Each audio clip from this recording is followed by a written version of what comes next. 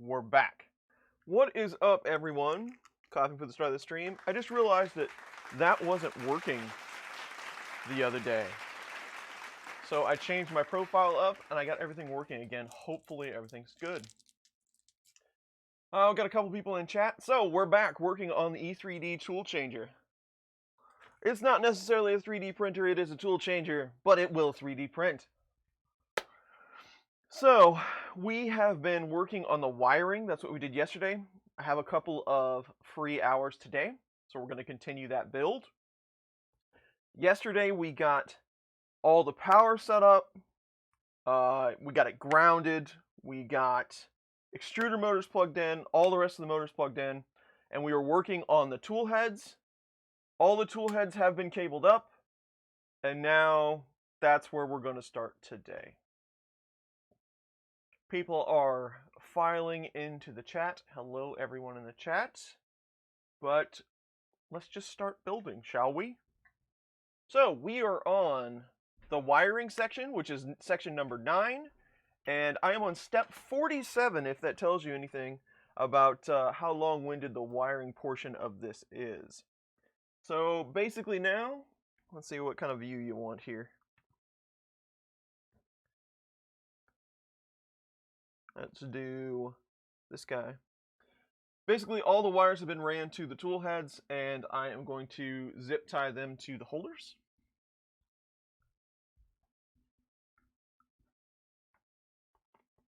Old curmudgeon, awesome. I'm glad you got that working.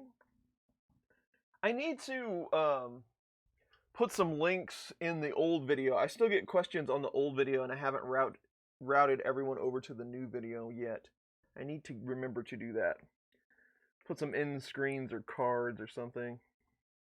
I guess I could just remove the old video now. Hello, Magnus. Hello, Sergio. Thomas is here. Hello, Thomas. Ricardo. How's it going?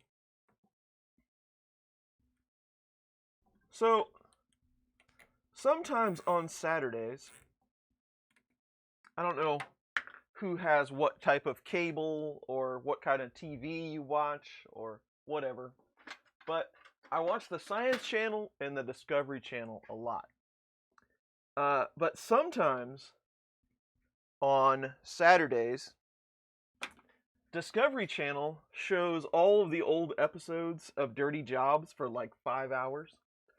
So sometimes on Saturdays, I will spend most of Saturday watching reruns of Dirty Jobs because I'm completely fascinated by that show. I've seen every episode probably 6 times. So that's what I did most of the morning today, was watch Dirty Jobs. And it just so happens that both of the Kansas City episodes were on today. He was at the airport. He cleaned out one of the paint trucks, and he helped them empty the incinerator or something. So that was kind of uncanny. Yeah, gotta love some micro. What's up, Tom? 3D Printing Llama. You'll be lost without him. Okay, I'll leave the vids then. I figure YouTube's just kind of a wasteland, right? That's where videos go to die. So they can just stay there.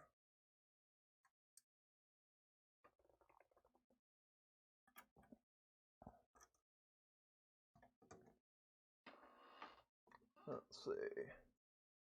That one's kind of hard to get in there.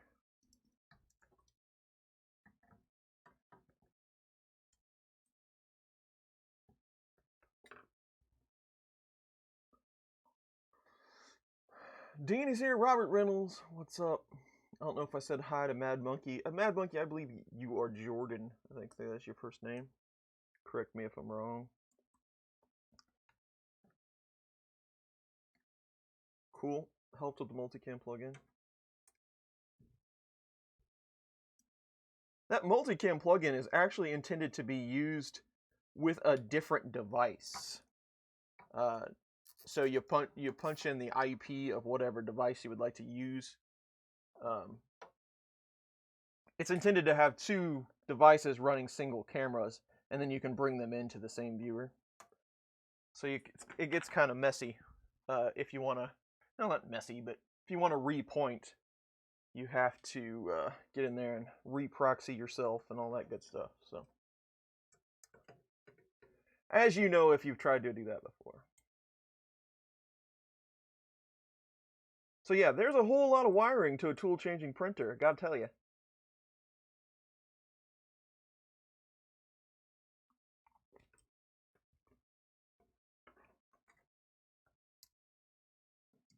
But it is nice that these tools remove. Makes them easier to work on. I don't know if today is the day it prints or not. I was thinking about that. I'm not sure how much I really have left to go. But we'll see. We shall see. I'm not sure how long I'll work today, but a couple hours at least.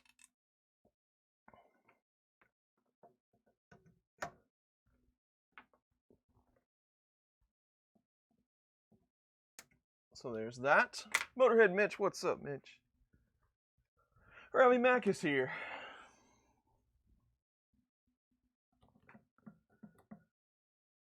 Micro has a podcast. I have to check that out. I don't listen to podcasts very often, but maybe I should get into that. Awesome. Don's here. What's up? Cabling is the last big part, as far as I know. Because the next section is like commissioning the heads or something like that. Well, we got to get the firmware on. We do have to do that. Okay, now we have metal strips that we use as guides for the wiring for the tool heads.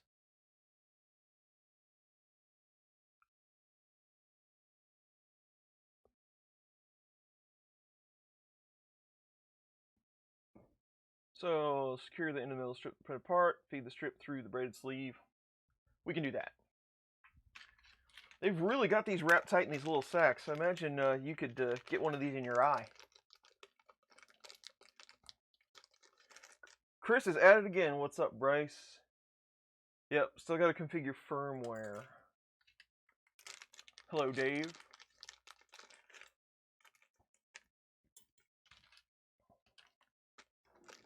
I'm hoping that there is a link out to GitHub in the directions. I have not looked at what the firmware, what they're suggesting I do yet. I'm hoping at least some of it is configured, because you can spend just if you do Duet from scratch, you can spend just a little bit of time configuring that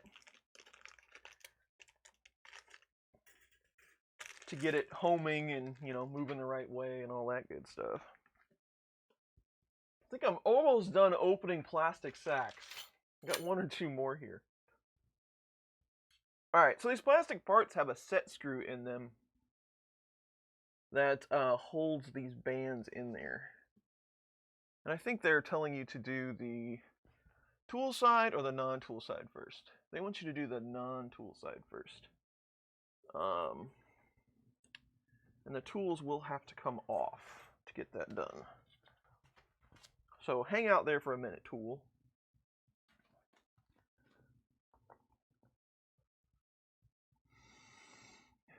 Going through the keg, getting ready for SKR13. Awesome.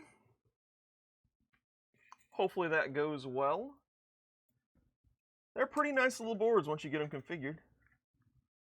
We're going this way, because I think that would make it easier to thread it through the sleeves. AZ Drone, what's up?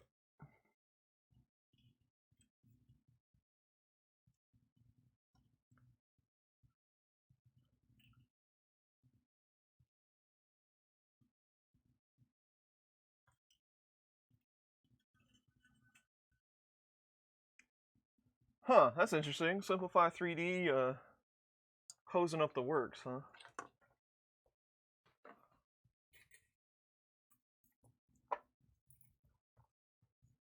I just stopped using Simplified 3D altogether. I've been kind of following along with Chuck a little bit, because because he's been showing, like, I haven't watched yesterday's video. It's something about Prusa Slicer Alpha something something. But he was doing Cura profiles, and some of his profiles are really good. So I've been kind of comparing them to some of my profiles just to see what some of the differences are. So if I get more involved with that, I might throw together a video on how I did it. It's not necessarily the easiest thing to do. There's a lot of iterative testing you have to do to get solid results.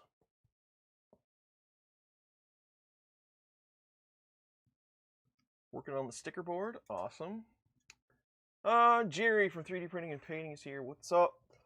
There is James from Print and Play. What is up, James? How you been? Pants are optional in the basement. Whatever you feel that's right, James. Whatever you feel is right. Go with it. There's no judging here. Alright, so one of these is a bit shorter.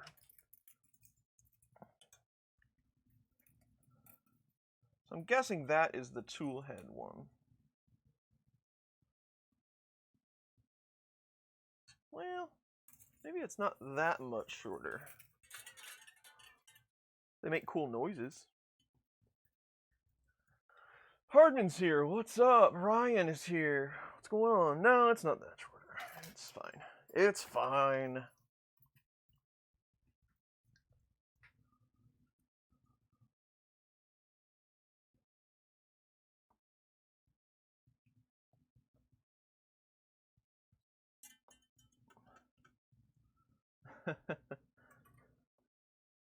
Let's see if speech is working today.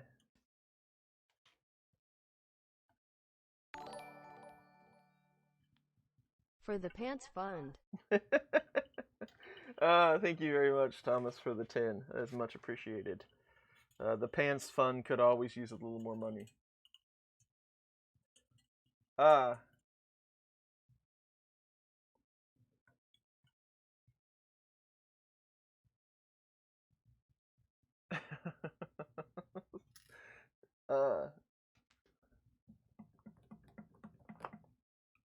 Randomly had the power switch go bad. Just came downstairs and is off. Wiggle the switch, it comes back. Oh, yuck. Well, at least it's a pretty cheap part. What was I gonna say? I don't remember now. Maybe it'll come to me. Alright. So now we have to fish these through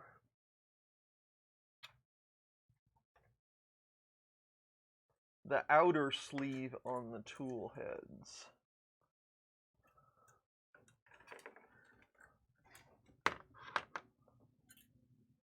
Should be somewhat doable.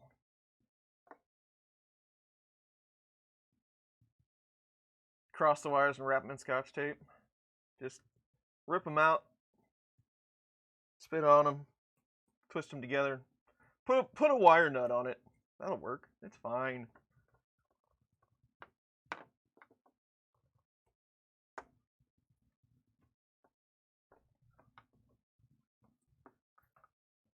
Wire nuts are just a little bit too classy for how I wire things.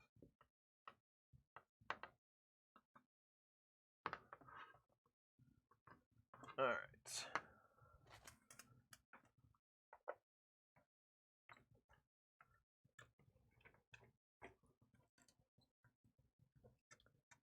Stephen, hello from the UK. How's it going?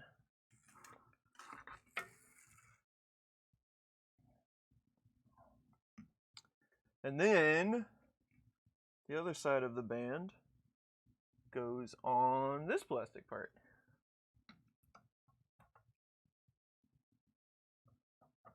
Now,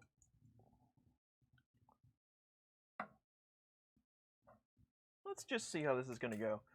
So, Kevin Schofield is one of our community members. he sent me an email and said, hey, in the manual, and he was trying to tell me yesterday, I didn't quite understand. But that's stream translation, as I like to call it. He's saying, well, later on in the manual, they're going to tell you that you need to flip those. They're going to show the printed part on top of the tool head backwards. So I went ahead and put them all on the way Kevin suggested. But that is going to make you have to switch this band around just a bit, or you're going to have it twisted. So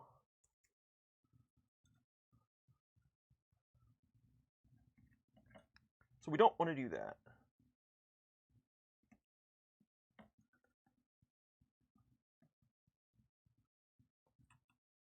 Luckily, you can kind of see it in there.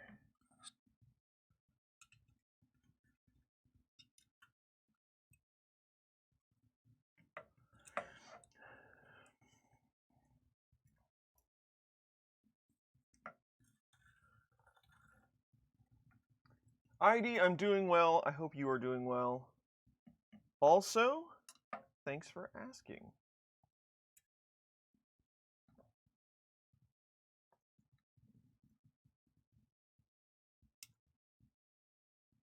So I think I like it that way. Gaffer's tape is awesome. I agree.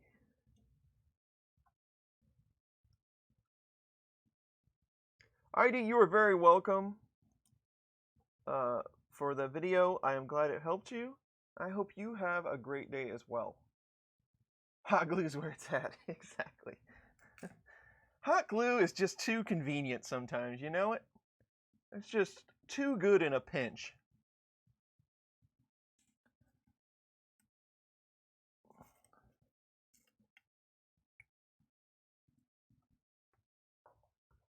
I like solutions that just kinda work. Those are my favorite ones. Alright. One down.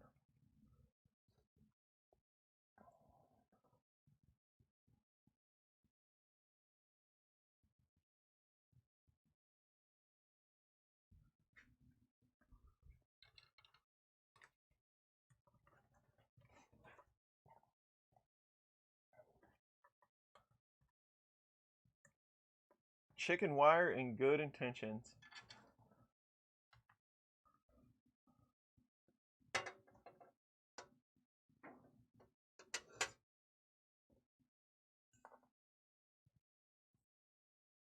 So they're unlikely to ground. That works every time.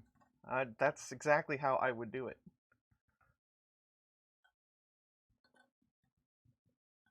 Exactly how.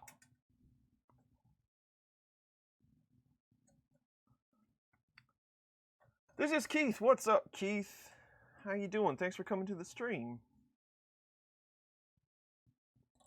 If you don't know Keith, Keith is a fellow Marlin warrior. If you've used any of the example configurations in Marlin, you might have seen his name before, because I think he is the author of quite a few of them nowadays.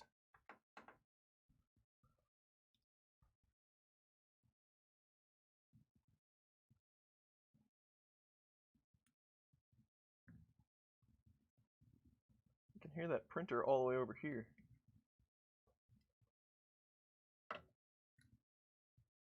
Just tweaking Marlin. See, I told you. You sure it isn't a bomb? Well, I'm not quite sure. I haven't plugged it in yet, so. He's a champ, that's true. 30 minutes to the first Vinci? I don't know about that.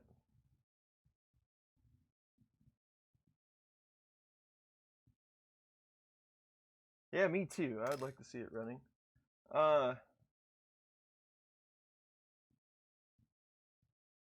Oh, absolutely.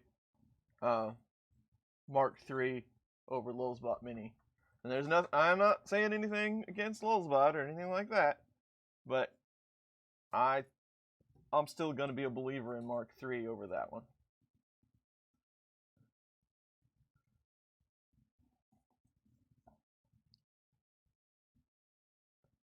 I don't know what the newer Lulzbots are like. Maybe one of you can tell me. Do they offer 175 now? Because that would be one major thing right there. If which ecosystem do you want to get into? 175 or 3mm?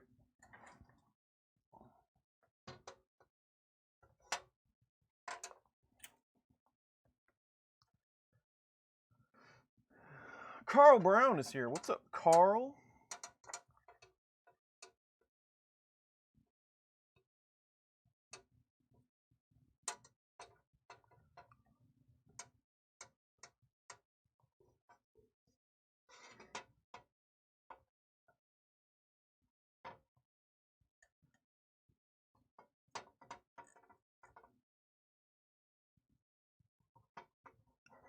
Version 3, but I got an error with a thermistor and did a downgrade to 1.8. Now when I try to upgrade to 2, I get an error. Okay, I got stuck with that same kind of thing on Duet once, and I created a video on it. I can't tell you what the name of that video is because I don't remember. But I have seen that issue. You have to get in and change some of the file names around to get from one version, from like one, I think it's 1.8 or something like that, to 2 or some. There's a line in the sand on the versions. So if you go from one to the other or something, the naming convention changes. But you can do them back and forth. But you have to do a little bit of tricky stuff. So there is a video out there on how to get around it. D is here. What's up?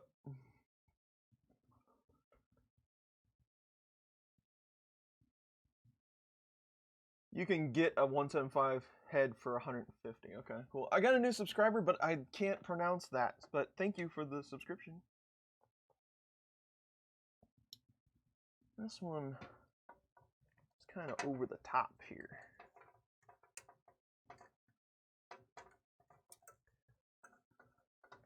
Over the top. Wasn't that the name of... James would know. Isn't that the name of the arm wrestling movie?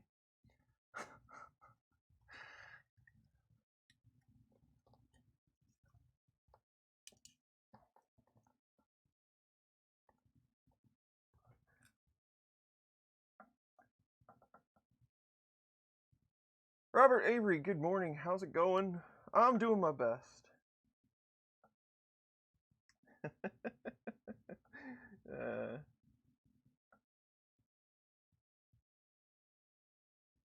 Gonna start randomly muting people? Well, that's not very nice.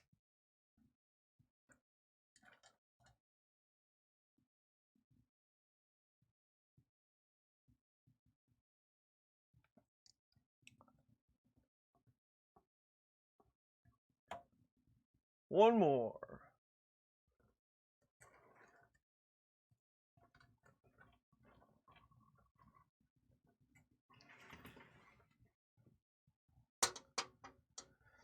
Travis, what is up? We'll see how far I get. I'm not 100% sure if we'll get it. I think we'll get it moving around today. Don't know if I'm going to get it printing today. We'll see.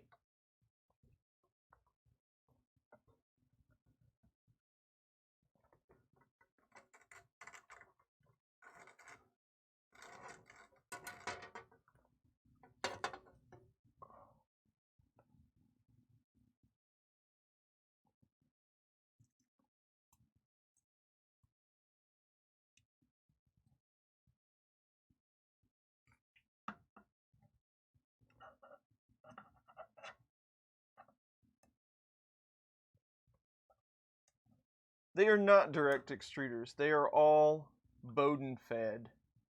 They're Bowden fed V6 hot ends with Titan extruders.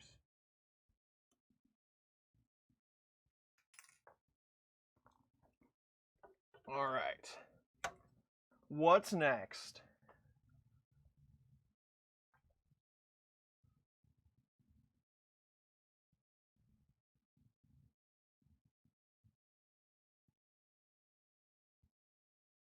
And then we zip tie.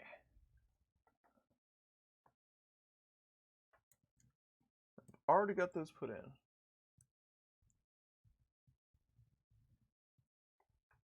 I'm not exactly sure. I mean, yes, Humera is all self-contained.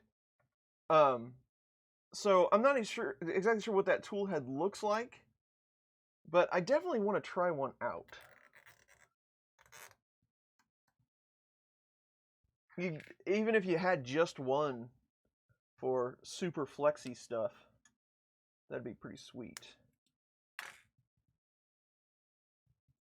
Humera is not necessarily the lightest extruder package, so we'll see how that goes.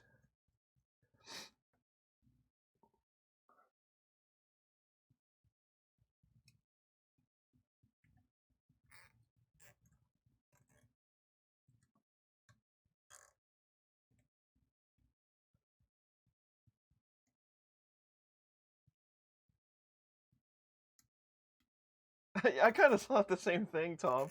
It looks like the old school package that everything had on it, right? Where you had the heat sink and the fan that really didn't do any good, and all it was a piece of aluminum, if you were lucky, that had a barrel screwed into it, or most of the time press fit into it with a set screw that didn't hold it very well. It does kind of look like that package, though.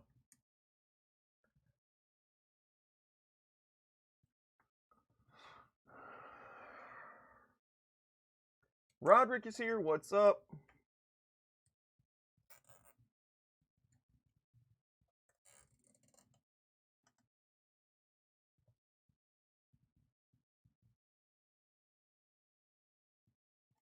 Mountain to the Tornado. Yeah. That's probably a great upgrade for the Tornado.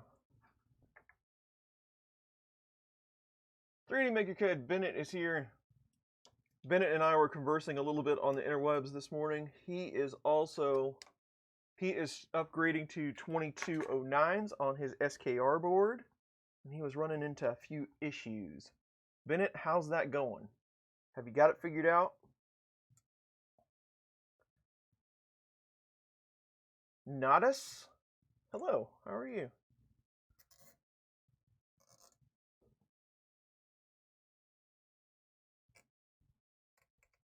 All one and fancy. I like that.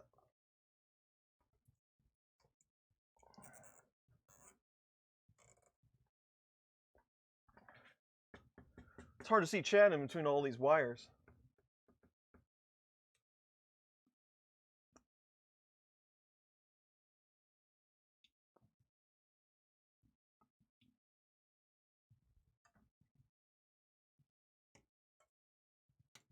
Alright, we are zip tied.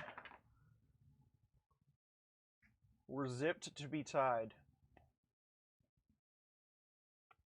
And now we're back to cabling things. I don't know if they're going to give you any inkling on what a good layout is for the wire looms on this.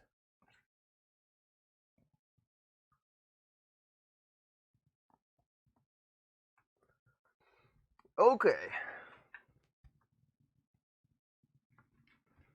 I'm going to have to pull up my diagram, because this is 0 and 1. So there's 2 and 3. Those are all end stops. There's fan.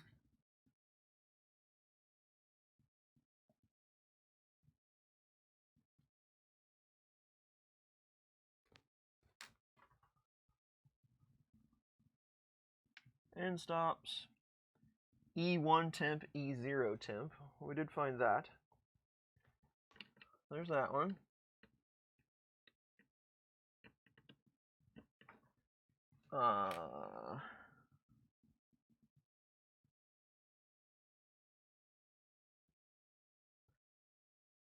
Fan 1, fan... I wonder which fan they would like you to use.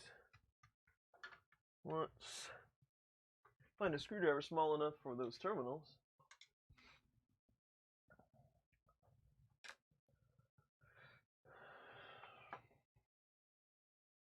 It shouldn't be that hard. There's a lot of good guides out there on getting those types of boards installed. Shouldn't be super difficult. The thing that I've seen most people run into is when you get a bad Marlin config, like something isn't quite right, then that's going to stop you, because then you can't connect to the board anymore. Because your computer is actually going to call that a Marlin device.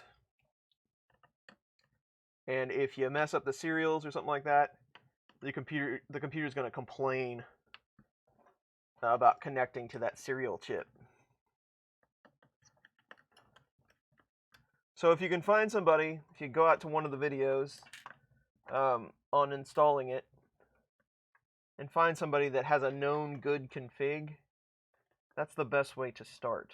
Upload that one, and then you have something to go back to if you mess up your config and you can't connect anymore.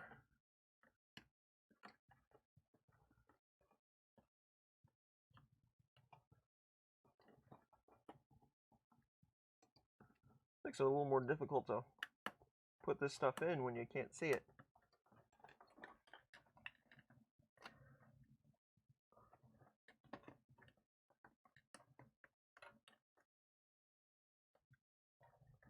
That terminal was trying to be very stubborn.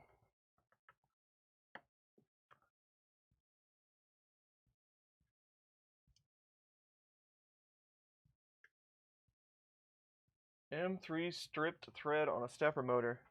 You mean like one of the threads is like on the mounting threads? Is that what you're talking about, I'm guessing? I don't know, you could JB weld it up and retap it.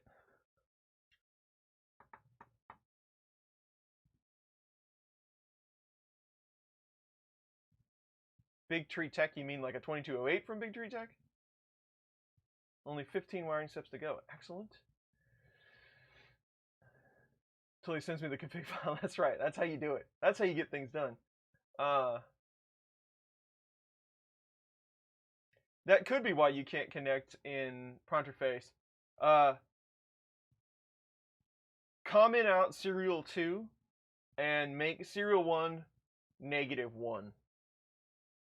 That will get you back to connecting. You might have to change it up a bit depending on how you hook those 2208s up, though.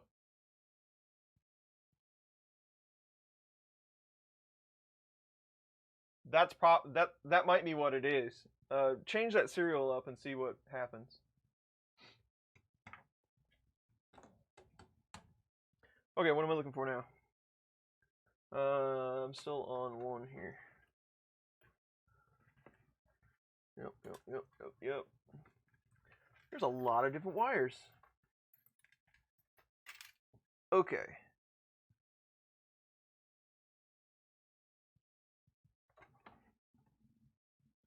I seriously did that.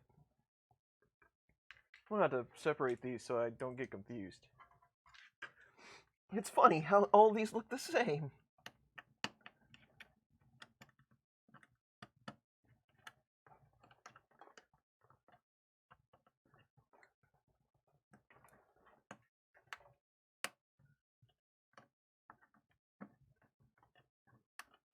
Are you kidding me? The duet for the heater terminals, they have these little mini green terminals. Sometimes they're kind of a pain to work with. There. They get twisted. If you have the ferrules on your wires, sometimes they get twisted in there and they're aggravating. So let's throw everything except the first one over the front here.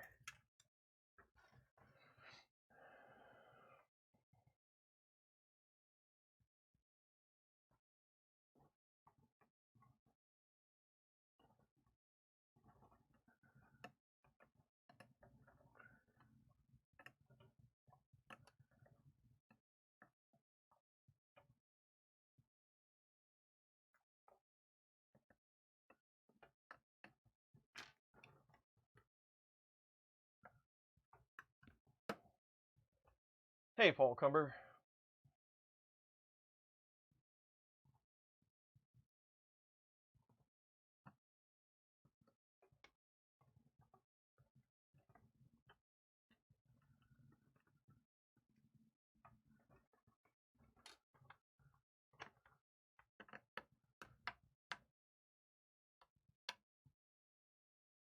I saw your thumbnail, Carl. I haven't watched the video yet, but from the thumbnail, it looks awesome. How long did that take to print?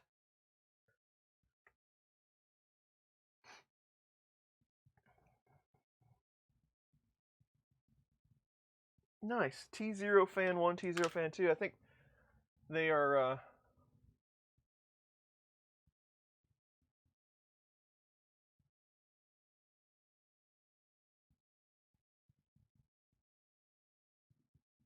Let's see how these other ones are labeled, but I think they're actually giving me the fan groups.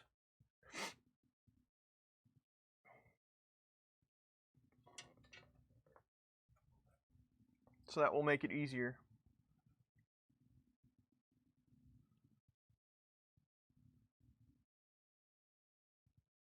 So 3 and 4 on T1.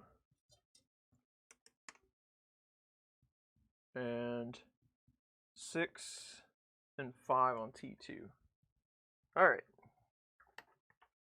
That will make it easier. So let's see. Fan 2. Right there. Fan 1. Right there. 1 down, 3 to go.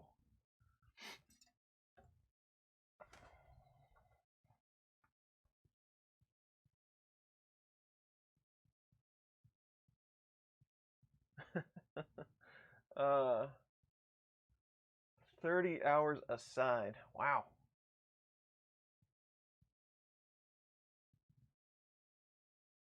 Roderick, so everything out the door shipped to me here in the United States, it was right around $3,800.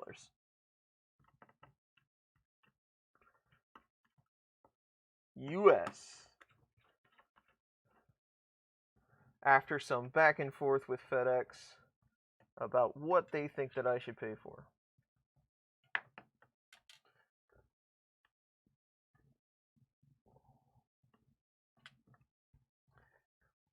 So, one thing I was debating, I don't know if we talked about this on any of the streams or not. One thing I was debating, YouTube gave me the option of doing the YouTube sponsorship thing, you know, where it's like YouTube Patreon basically. So you get badges and whatever for, you know, when you sign up for sponsorship for the channel and all that. But I found out that it's a 70-30 split for YouTube. And I think Patreon only charges like 11. So I think I'm just going to avoid that altogether. I think that will just confuse things, make things harder to manage, and that's quite the cut to take when we're providing them content for their service. So I think I'm just going to skip that altogether.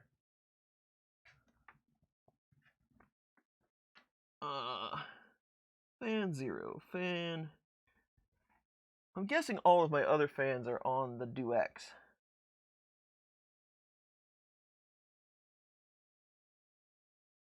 There you go. There's 4.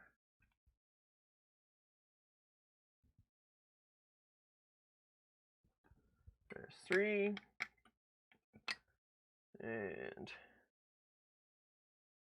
here's 4.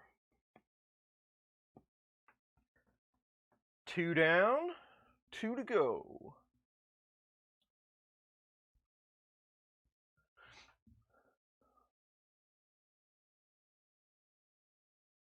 Lynn, how's it going?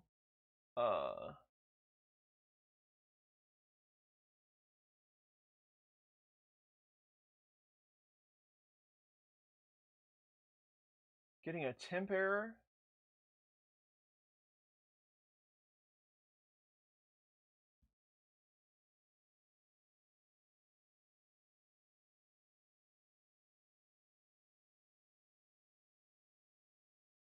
idler arm of the Titan screw will fit the Sidewinder. I don't know if they're that close. I'm not sure.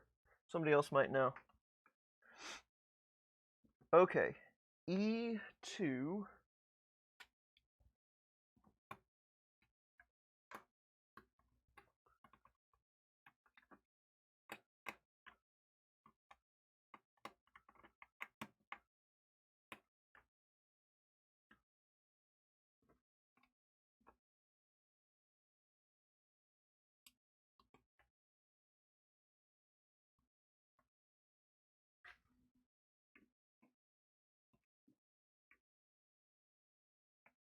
These connectors got just a little bit too smashed when they smashed them.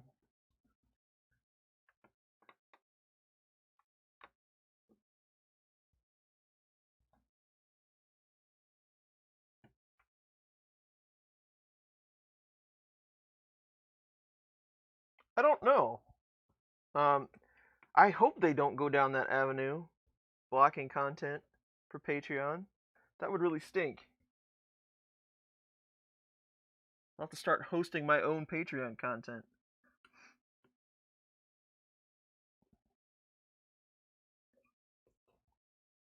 I'll have to serve it out of an S3 bucket or something.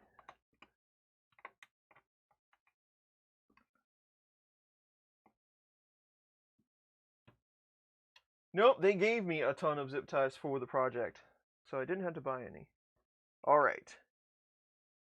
Where is T2 extruder temp? Fan.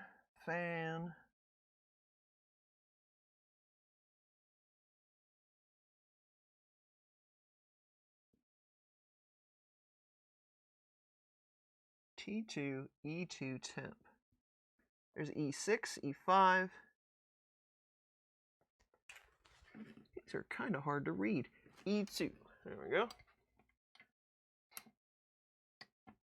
And then we have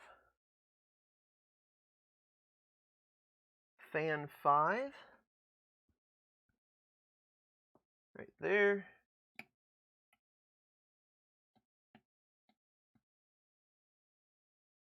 It'll go on there. And then fan 6. 3 down.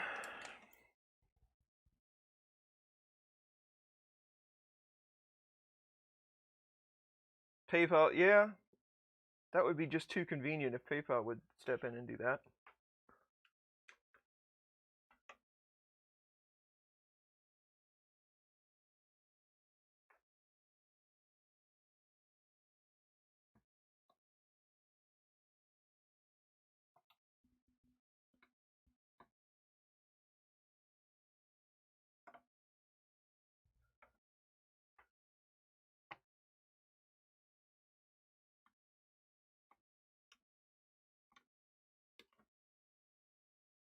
M569. 569 is 914 is sensorless homing. 569 is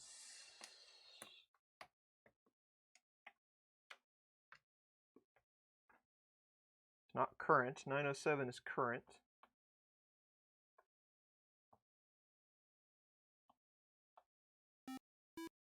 I don't remember what 569 is.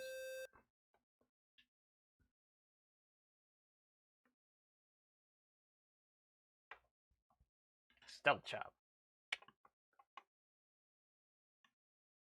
Are you set up in standalone mode or UART, Bennett?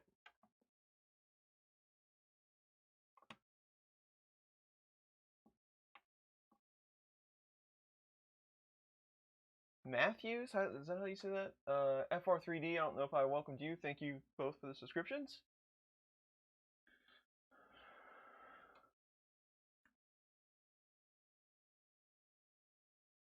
We will see if it prints today. Still working on some wiring. Alright. T3E3 temp. There's in stops, in stops.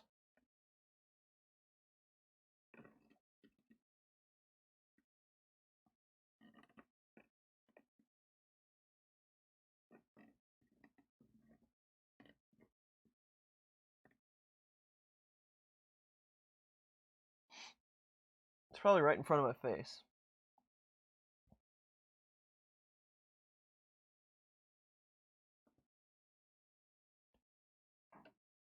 Fan. All of the two-prong are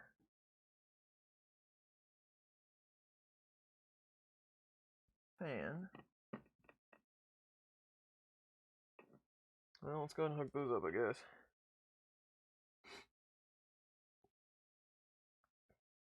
Fan 7.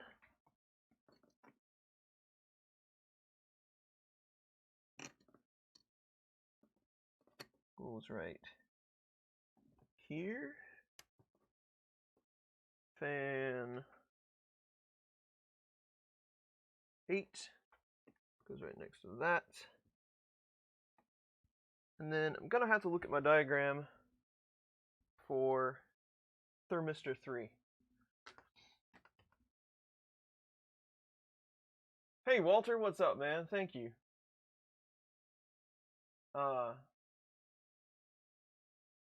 Gadget Angel's here. Welcome.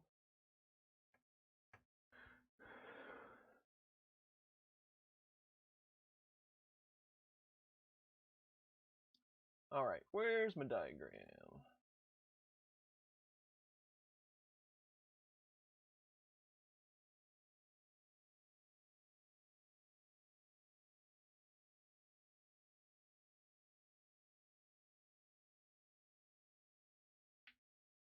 In stops, fans,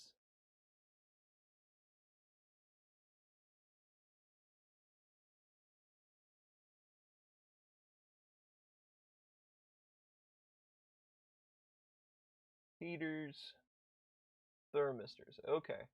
E2, 3, 4, 5, and 6. E2, 2, 3, 4, 5, and 6.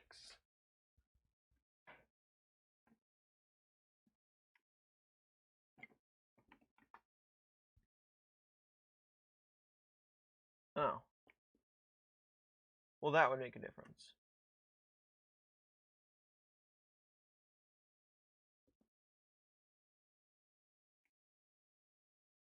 Fan 6. Fan 7.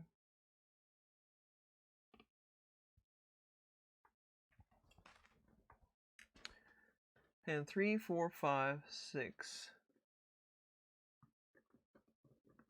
There's a lot of fans on this. This one is in fan 5. I saw 5, but I was thinking fan 5, not heater 5. So there's 3.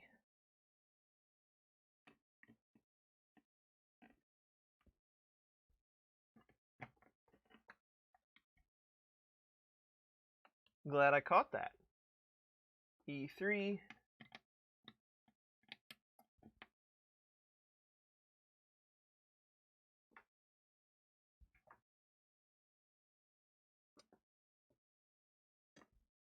Fan 8 is down here. Now we got it.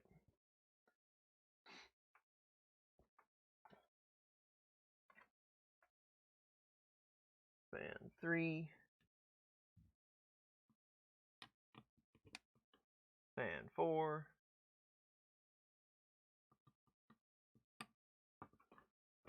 I think we're done. At least with tools side.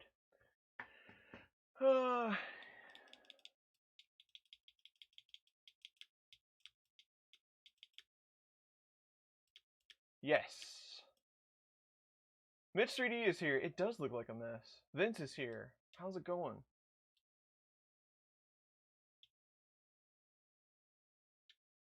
Matt UK is here. Come on, Matt. Alright, what do they want next?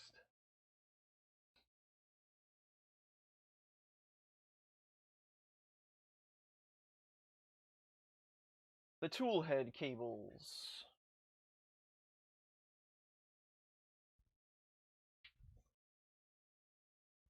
That's these.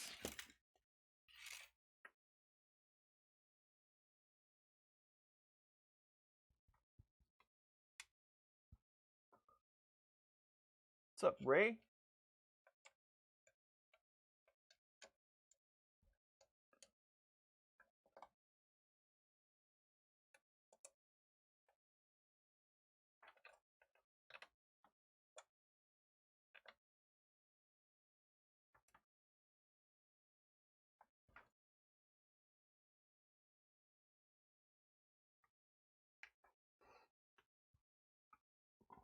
I'll go ahead and plug that one in.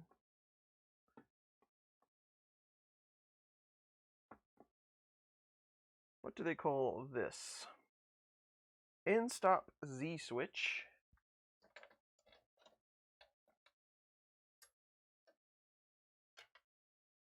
Marco, welcome to the stream.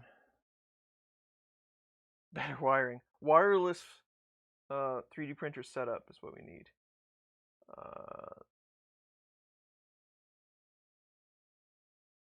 End stop Z switch. Do you want to take some guesses on that one?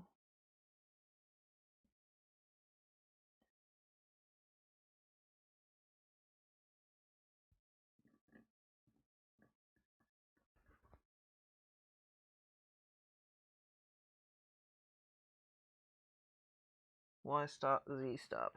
We're going to say it's this one.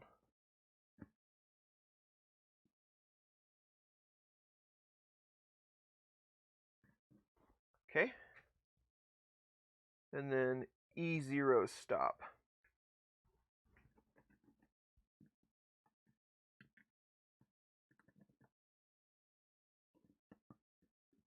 Right there.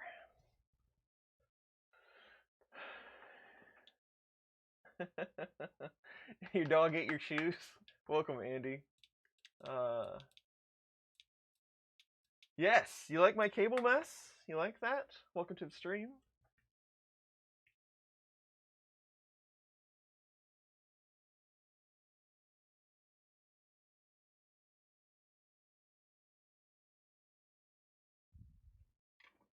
All right.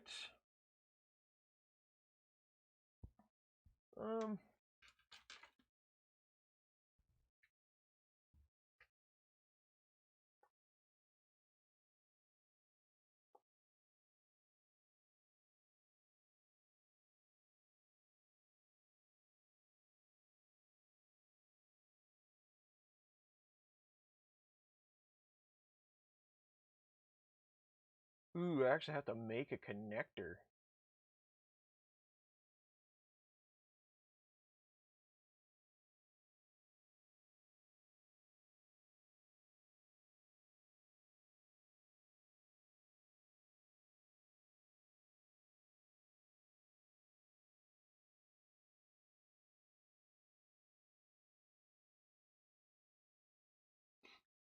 X carriage printed part. We're going to put this extra sleeving on it.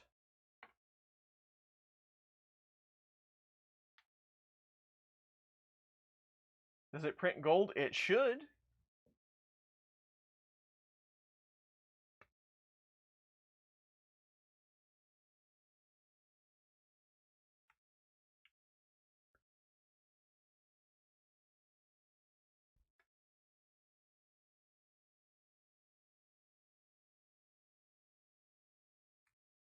Your kids' rooms.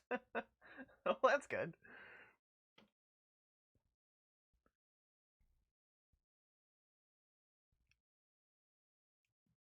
I usually don't tidy up any of the cables until after the stream because people just love to comment on it so much.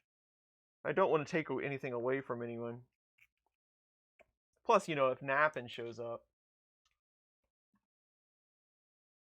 Elf Pimp is here. What's up?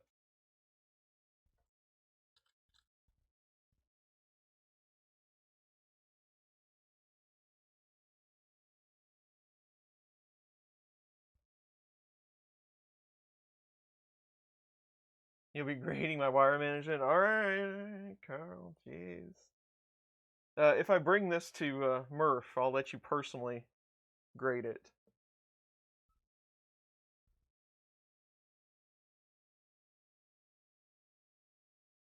We need to get some of this sleeving that has some really awesome colors.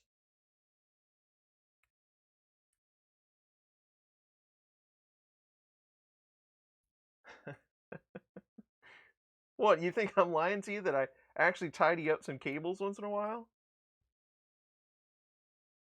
Okay, well, I don't always tidy up cables, but I have done it in the past, once or twice. But only if they're really in my way.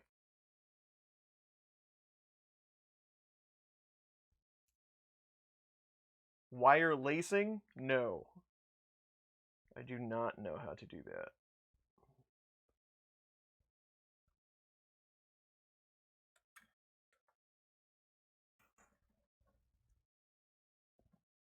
Okay. What we got? We got our little servo motor here. Or it's a stepper motor, actually, but it engages and disengages the tool.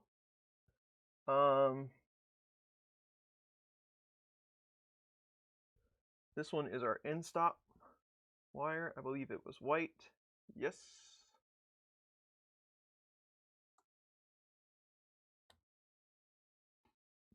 And this one is our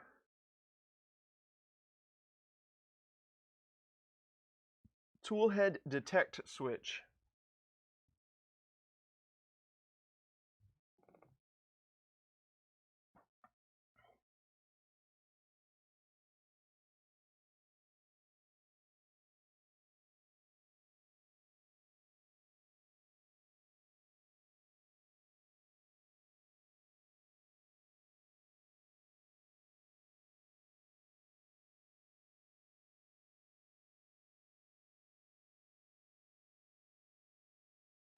Groovy. There is no tool head detect switch. Is that what I'm missing? They do show it in the manual, but I don't recall anything like that.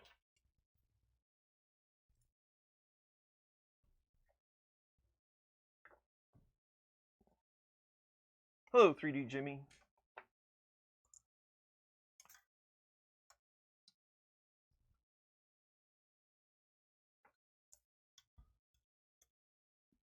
They left it out of the design in the end. Okay, thank you. Good to know. Thank you for that information.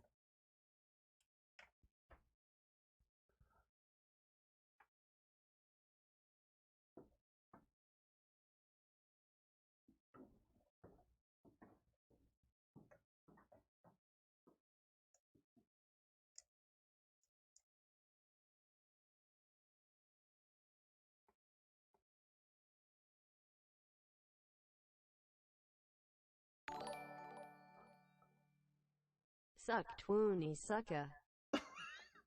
Okay. Thank you, James, for the 2.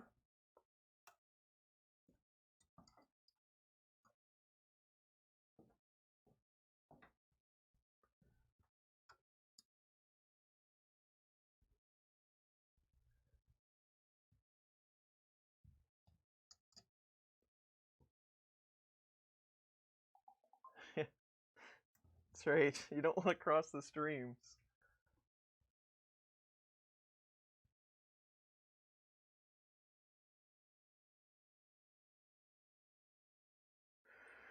Alrighty.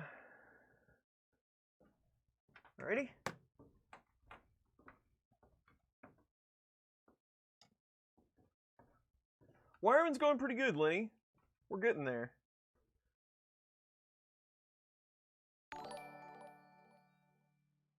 When Canada has $5 coins, they'll be called foonies. Well, thank you again, James, for the 5. Alright.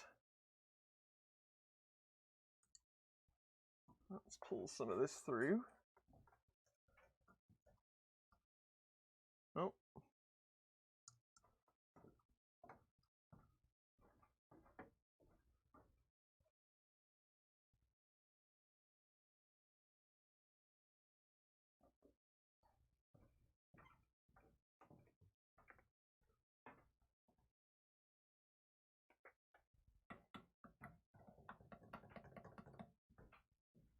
All right.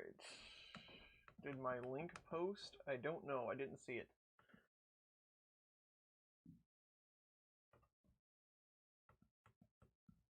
Okay.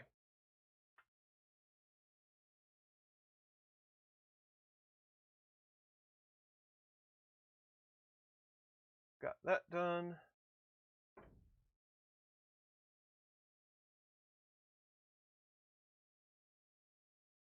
I'll feed this down a bit, and we need some zip ties.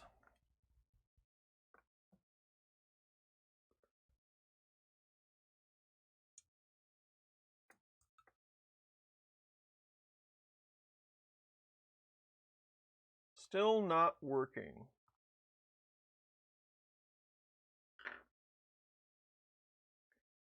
And all you're trying to change is to 2209s, correct? It's not working because your board won't connect, or what part isn't working, I guess. It might take a conference call to figure it out.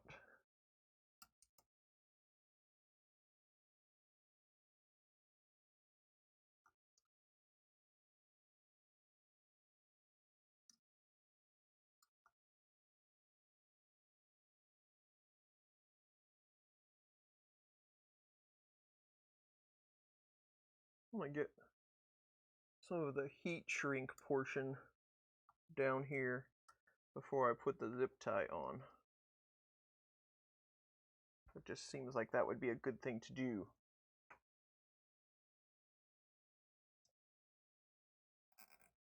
Michael Fox is here.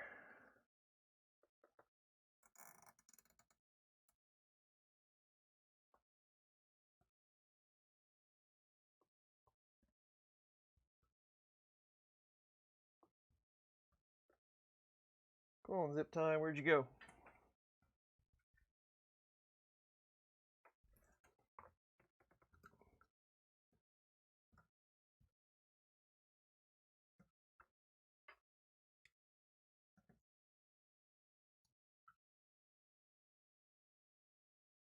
There we go.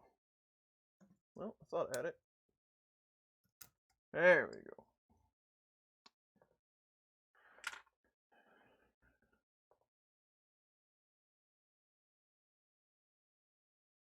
Feeling extra clicky. This is the E3D tool changer.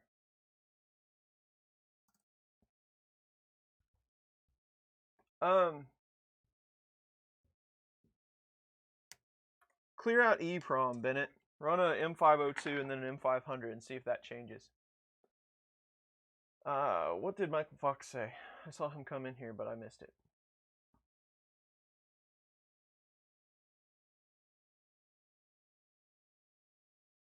Michael, go ahead and fire up your stream, man. People will watch 2 streams. That's something you don't. Some people don't think that they will, but they certainly will. People like to pop in and out and check on you.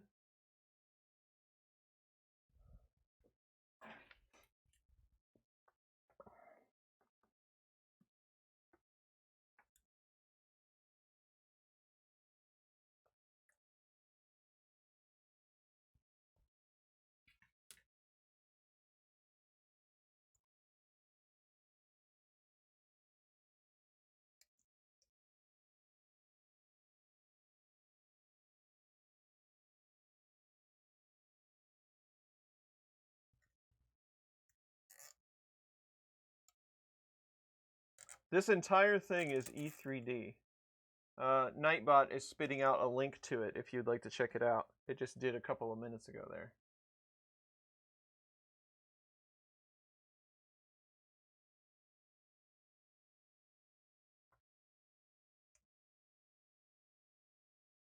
I have not used Amazon today.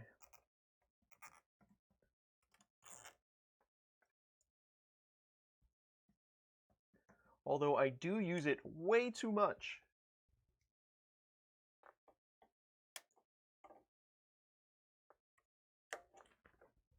Okay. Now we have to make a plug for the bed thermistor. I really don't care for these. These are not my favorite thing to build.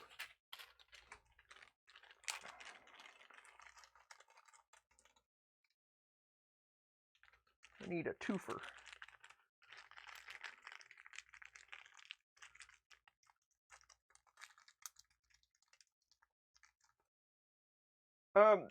It depends what version of BL Touch you're using, but there are settings in Marlin 2.0 to get you around some of those problems if you have them. It depends if you're running at 3.3 volts, 5 volts. There's a lot of factors there.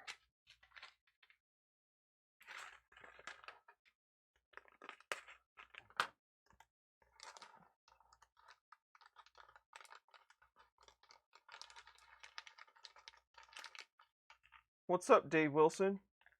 I'm on the wiring section, step 60. Section 9, step 60.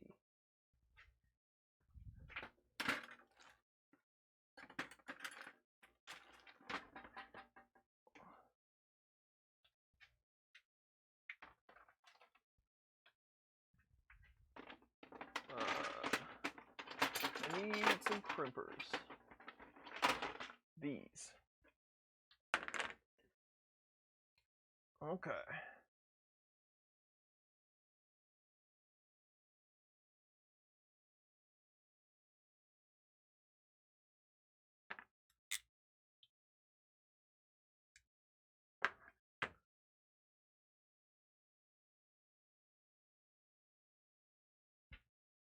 Usually these are easiest if you fold one of these down with a set of pliers first. Here they are.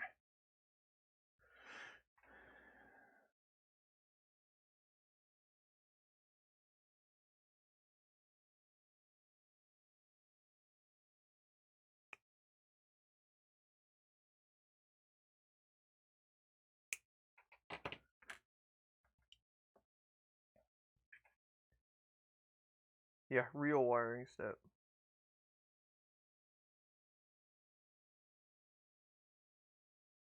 That is true.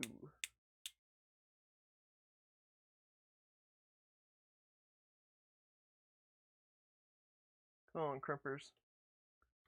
Don't fail me now.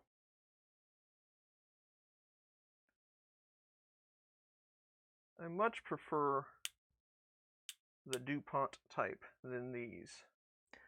These actually do hold a little bit better, but they're a lot easier to screw up when you're crimping them. And I can't rely on my crimpers. I have to kind of decide for myself how crimped it actually needs to be.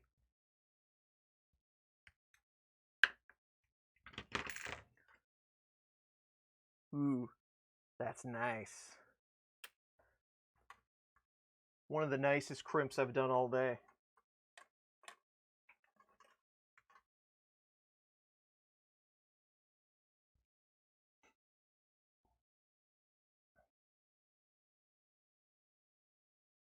Purchase one of these. They should be available. So this was all on pre-order. You had to get in line to buy one. They should be available for sale sometime in January for everyone else.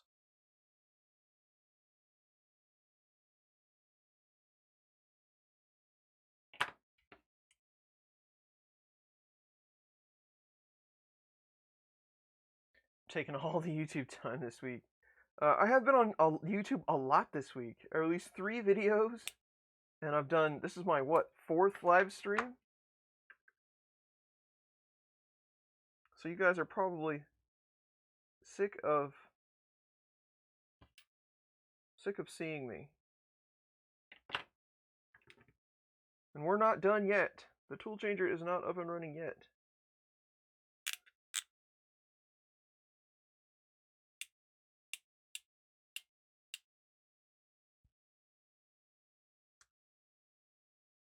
Not available till March.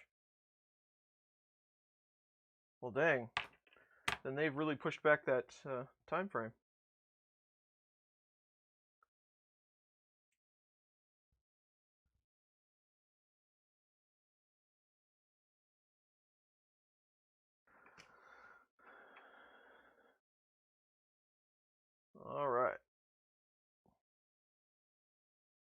And this one should go right here.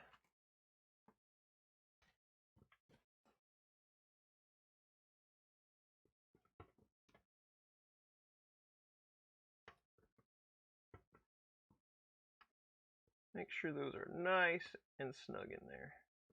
And they are. Okay. So, as long as I only had to do one. Okay, so all of this is management, putting zip ties on and such. We can do that while it's running.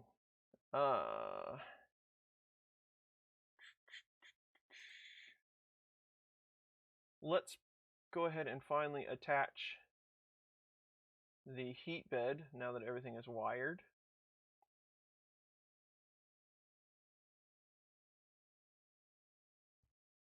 Let's do that portion.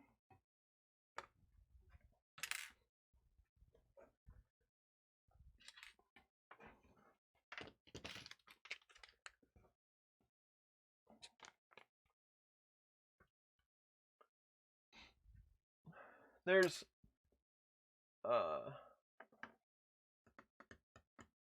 HyperX, hello, how are you doing? How different it is with TPE, TPU. It's not really. It just depends the manufacturer and who made it. There's even TPA. You can find TPA out there.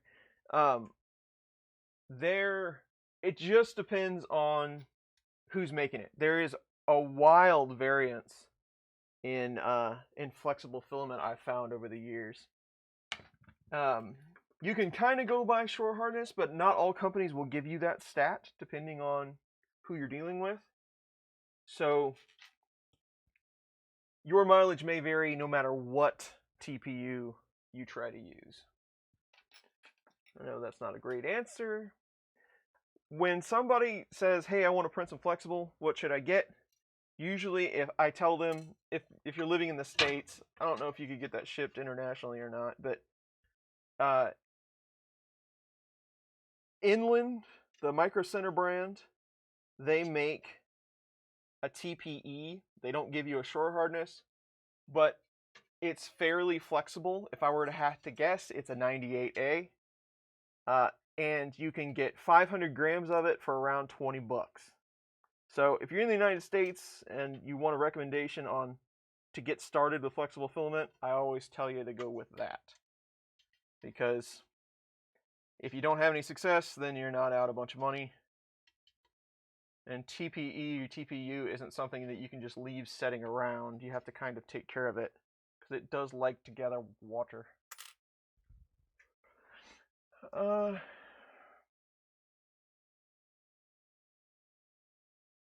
You need to use you can use any board you want, Bennett. Just use, you have to use the LPC 1768 environment when you're trying to upload. So just pick any board. Pick the 2560 or something. That's going to make your environment variable default to Mega 2560, but then you can just go select that environment when you compile.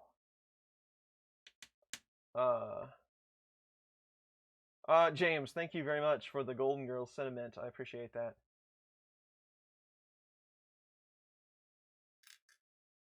Sandy Smart TPU is good. Cool, cool.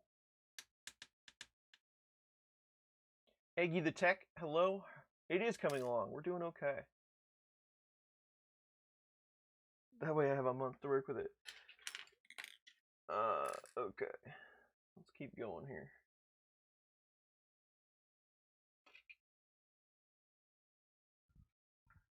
Yeah, the nearest Micro Center for me is 45 minutes, I would guess, but I realize that that's a lot closer than some. I don't know how it is now, but it used to be that Micro Center would ship their filament for free. I don't know if that has changed or not. When you're ordering a bunch of filament, it tends to get heavy, so free shipping is much appreciated.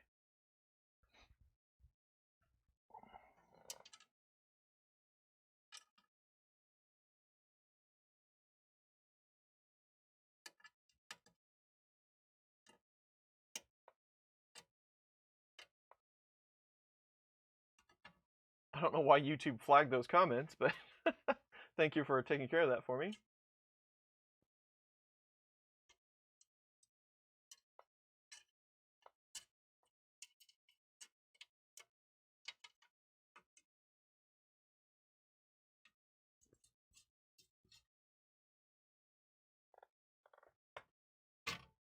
When I go on business trips, one of the first things I do if I want to kill time is I look to see if there's a micro center close.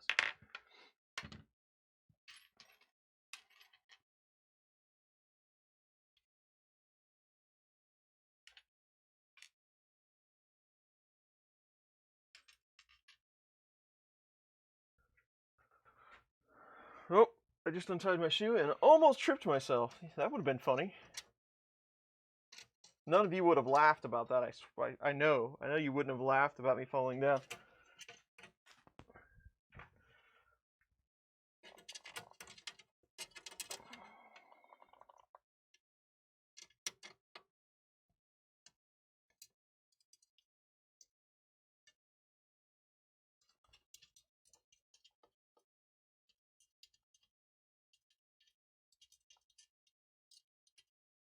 Chris is running out of parts. That I am. You are correct. We should be getting close. We've been... before I started today, I figured I had about 8 hours in this thing. And I think the rough estimate was 10 hours. So we might be able to get it, you know, at least moving and all that stuff in 10 hours. There's that. Shall we go ahead and put the glass on? I don't think we have much else to do. We could always take it back off if we do, but...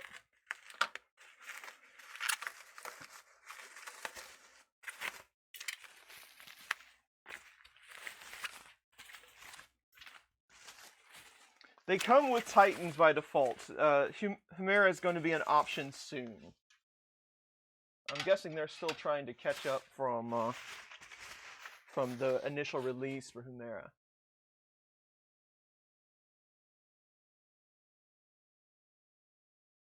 Okay. So step 10 is commissioning. We do have to put some PTFE tube on.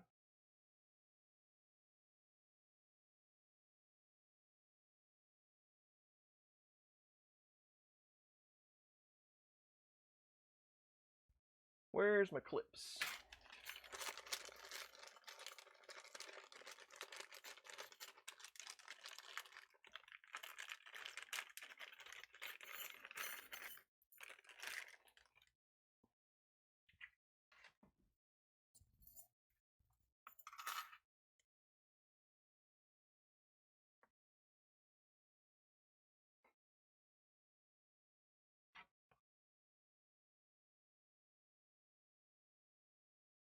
What do they give you underneath this to clip these on?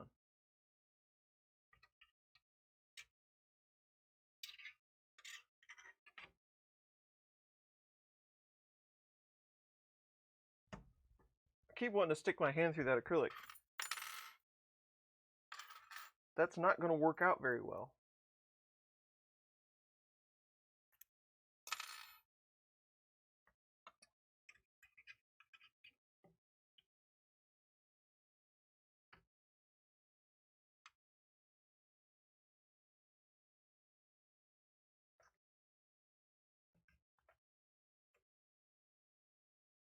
Had to use the old version and rename the file.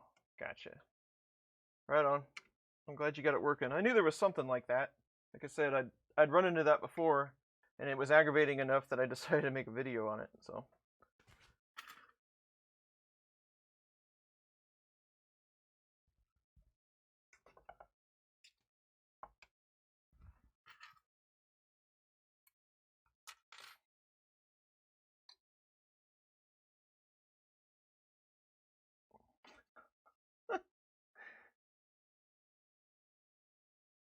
Getting sweaty hands? You really want to clean up those cables, don't you?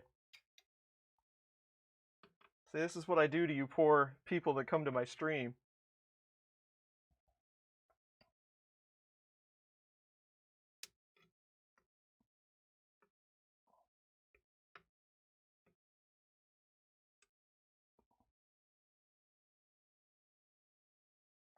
We'll get to him, I swear. We'll get to him.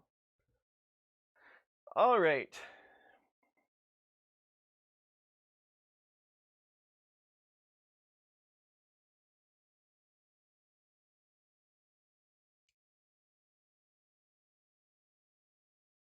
Ensure both side panels are installed. They are required to add rigidity to the frame. Cut your 790mm lengths of PTFE tube. Feed one in through the printed part on the dock and into the extruder. Aha, gotcha. Yep. Are you kidding? This is all one piece of tube? Holy cats.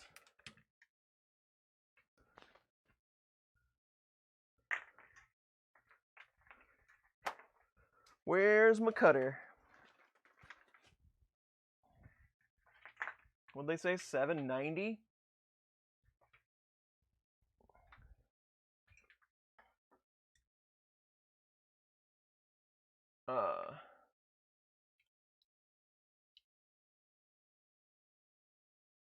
Oh no.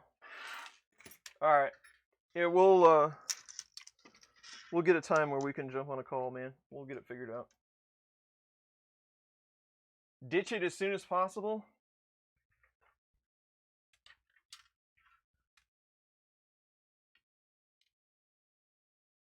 Yeah.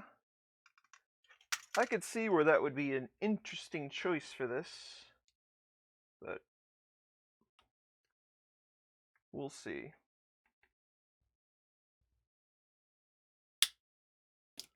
Let's see how close I got to 790 on that.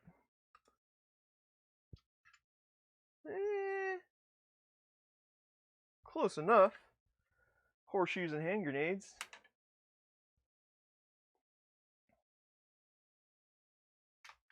That's right.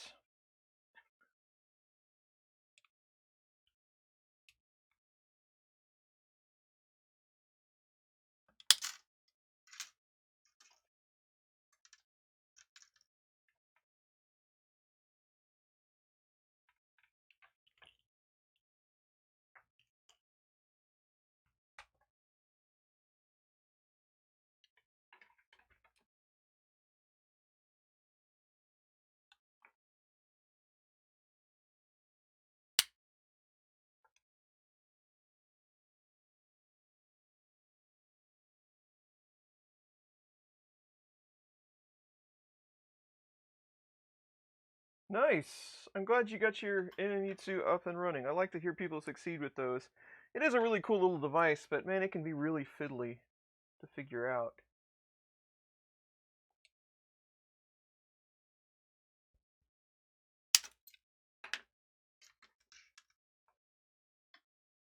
Most parameters changed over the E3D one. Okay, so we got 4 of these guys. So we need to go in the dock and into the extruder.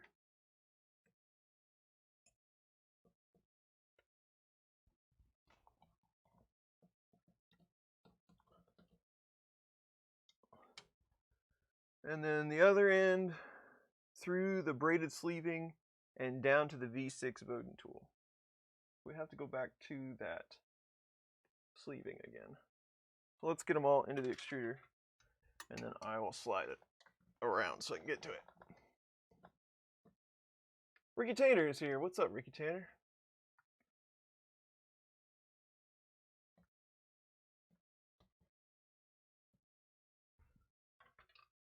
You still have to grab a ticket for Murph, but I think that's only if you want a badge.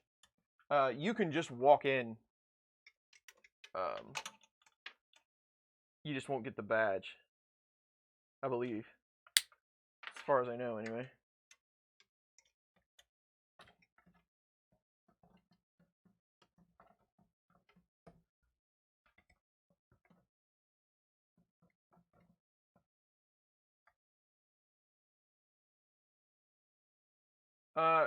The chat might be able to help you with the SLA, but I really don't have much experience with SLA. I have some experience with the Anycubic Photon. It seems to work pretty good. I don't know, but chat, there's a lot more experienced SLA people than me. All right. Let's work on the tool head side.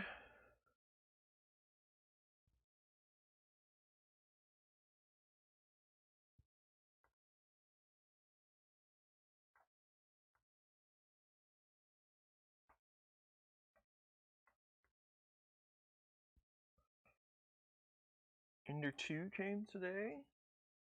Cool.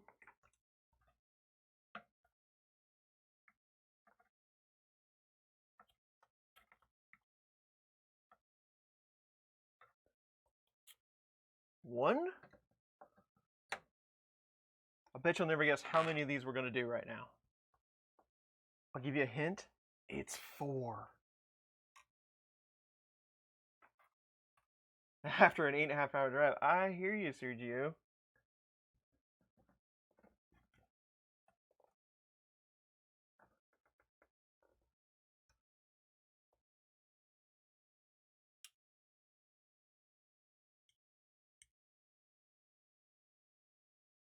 Two.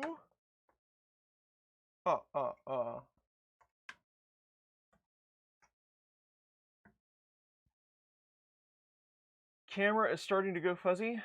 Are we getting impacted by autofocus?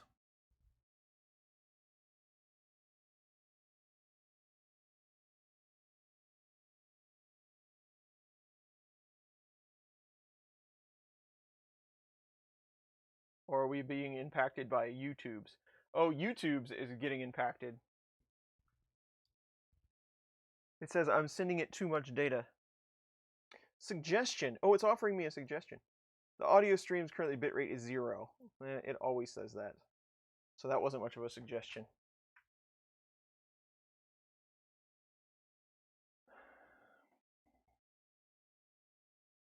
All right.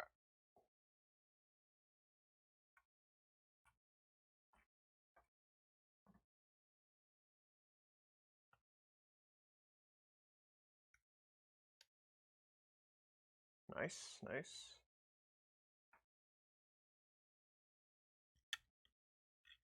I might lower my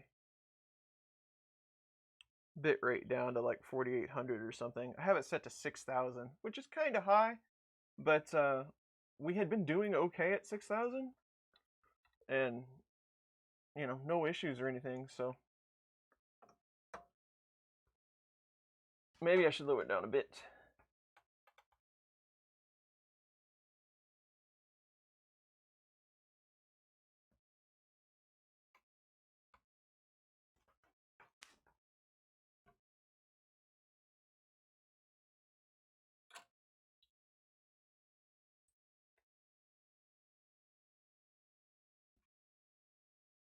All right. We have connection to our Hotends. Then we need to do what?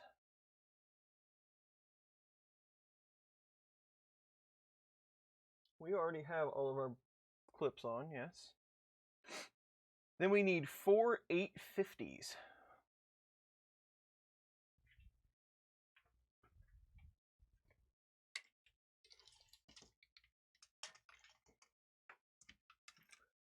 Are we still suffering stream congestion?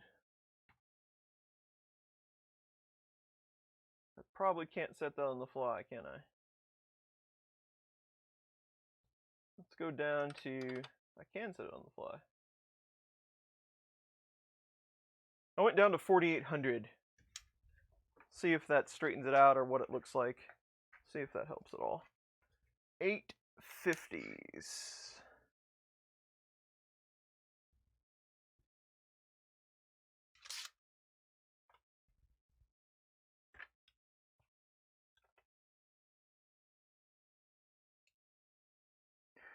If you click that like button, the stream gets better.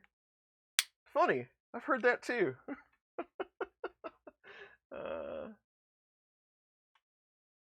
It's fine now? Okay. Well, let's run at 4800 for a little while and see how it goes.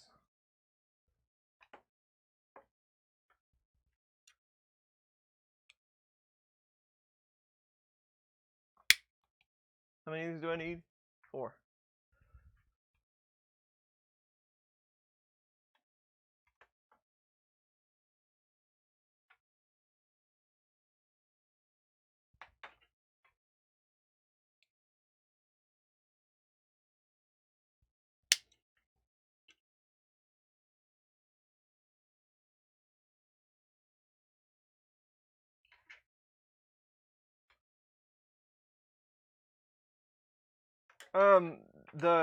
There were some crazy tool changer builds at Earth.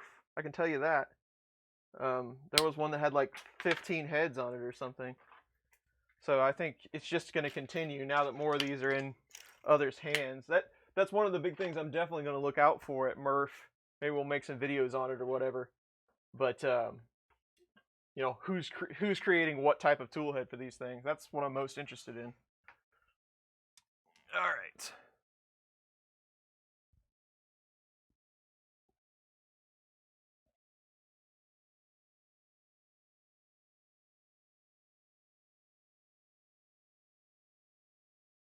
Okay.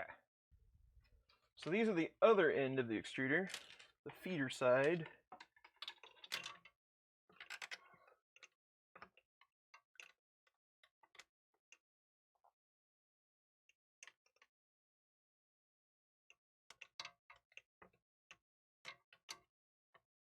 Hopefully,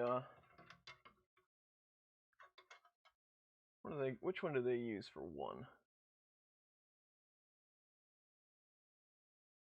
They use this guy for number 1.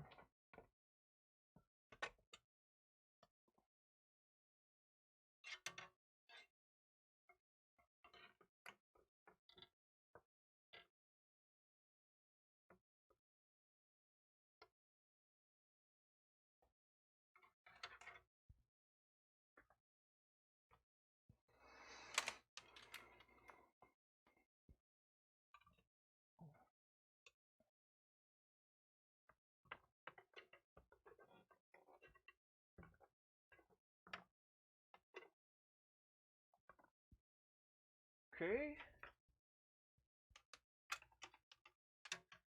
We'll just keep with that same direction here.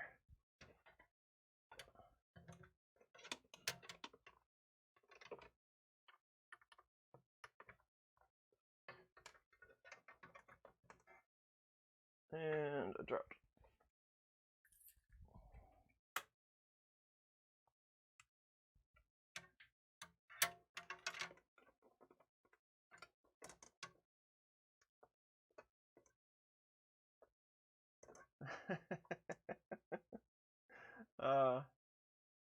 Yep. Me and Kraft are gonna pair up to make a E3D tool changer spray cheese edition tool. I would totally do that if Kraft would sponsor it. Send me all the cheese. All right. Okay, so it says do a final check of the wiring. Checked. All right.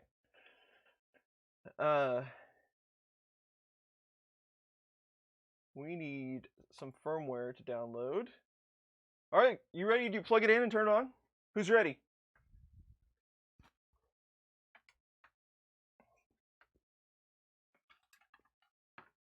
Let's spin it around. What do you say?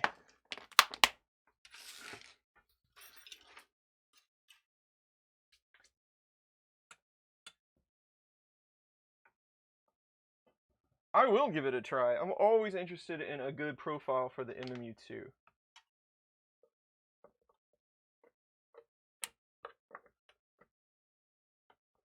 One, two, three. Power supply came on. Are there lights on duet boards? Because if there are, they didn't come on.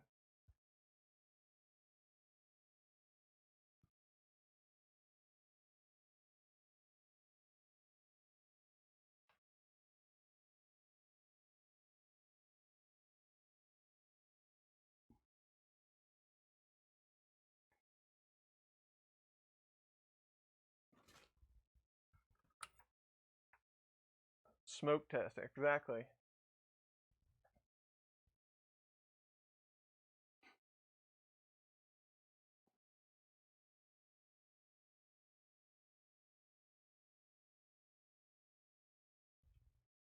Well, let's check our power here. Let's unplug this.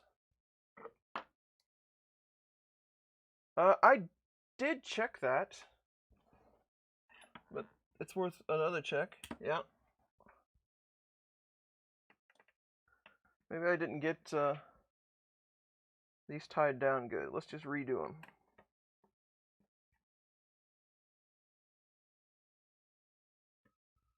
I did get it correct, right?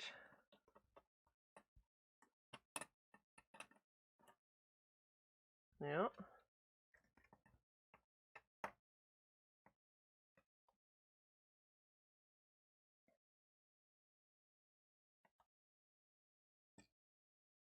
Let's see. I'm going to spin it around and check it one more time. No see eclipse. Fearful face. Miguel, thank you very much for the 2. Oh no, I retighten them. Let's check the switch again. It says 15.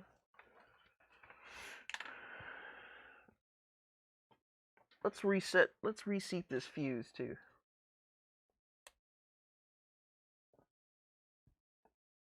It looks good. How about the do X fuse? That's good. And where power. Let's see if that helps us at all. Aha! So the duet board now has lights. Does the X board have lights?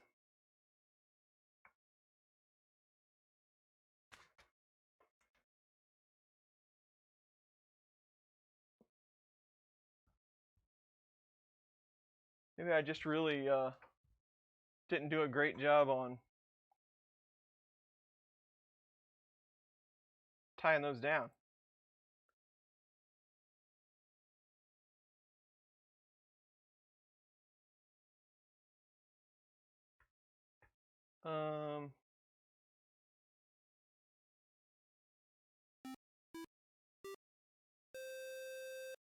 Randy, thank you for the sub.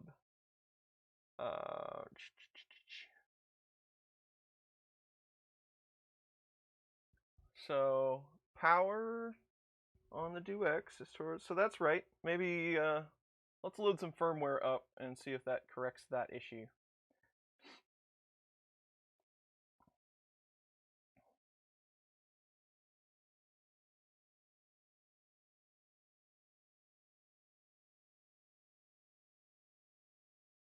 Okay, so let's power it down. The duet board does seem to be working. Let's take the SD card out and we'll mount it over here.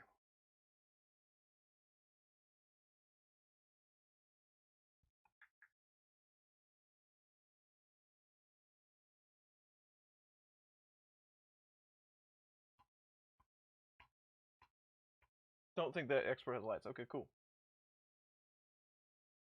Download zip. Did it read my SD card?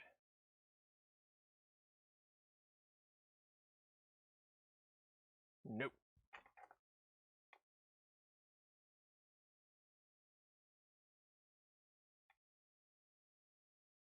Oh, did that time. Okay. Let's go to downloads.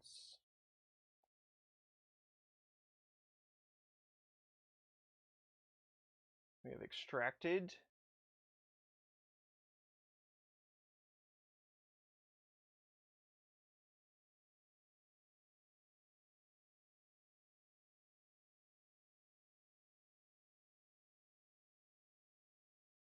Where's my SD card?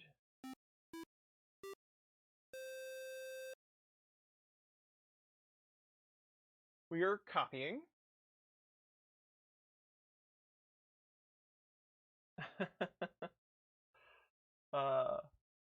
Dominic, thank you very much for the sub. I'm glad to help. Connect the printer with terminal and USB cable to set Wi-Fi and password. Everything can be done with the web interface. What I'm going to do is just set it in this config file.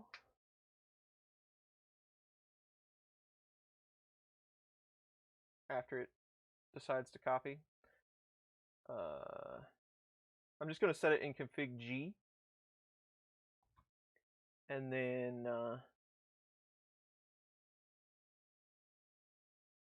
it should bring it in, I believe, if I remember correctly. Don't anybody look at my password.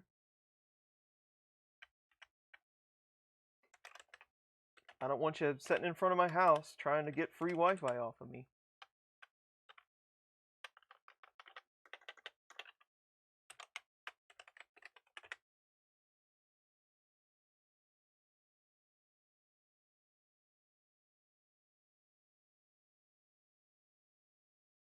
Let's try that.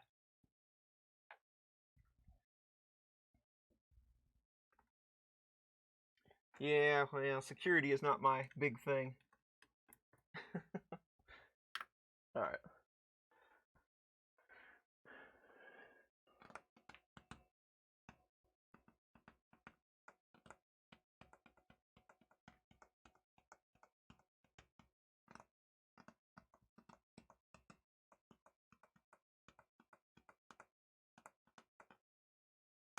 I don't know if it loaded that up or not.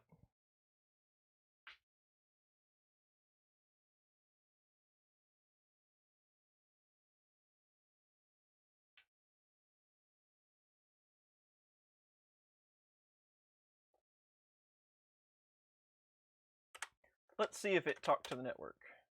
Shall we?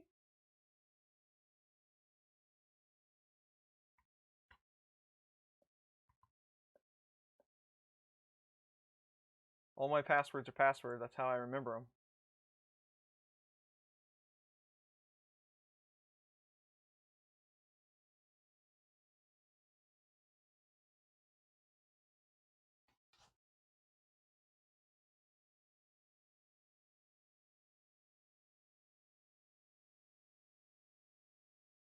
I don't see anything new that joined.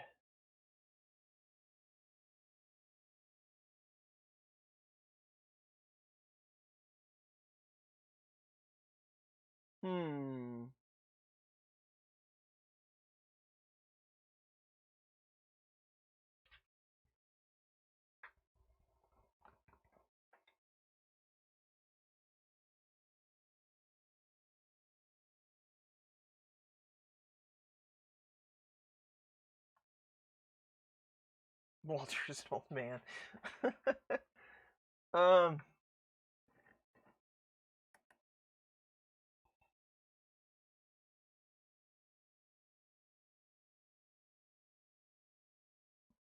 Reset does make the Wi-Fi blink once. So I guess we might have to go in there. Let's check the file one more time, but then we'll go to the USB method to configure it.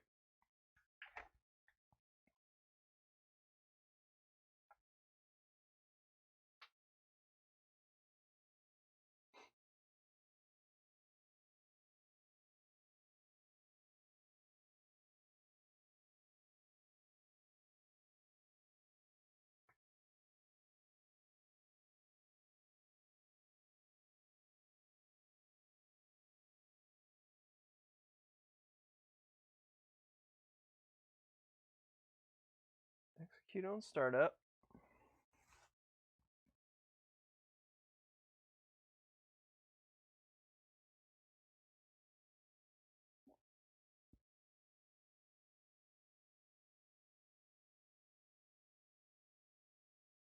And giving you this tool changer, that would hurt.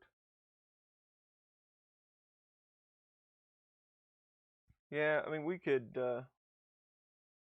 we'll get in there and look around, but this would have been so much easier if it would have just jumped on the network.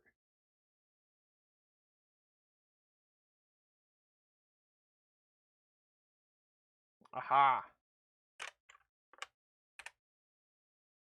don't forget to remove your comments, friends.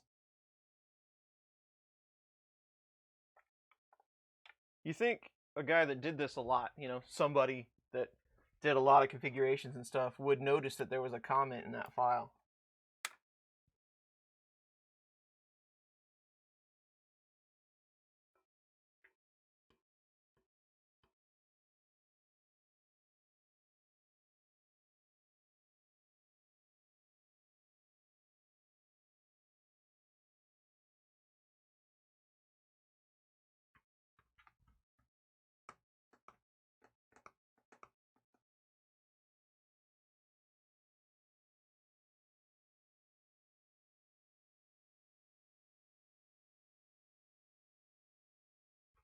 Come on. Say something.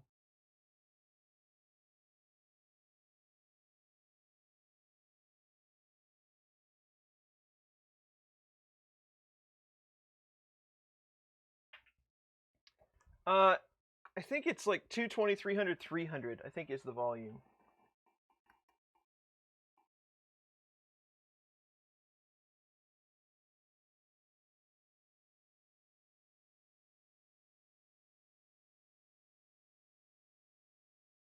Well, shoot. Okay. I need to find a cable then. What kind is this? Micro?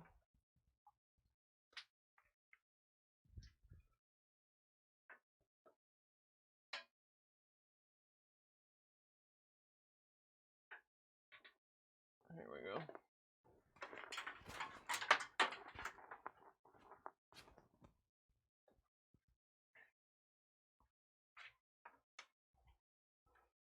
Better mark it down. I mean, obviously you don't come to a lot of the streams, Carl.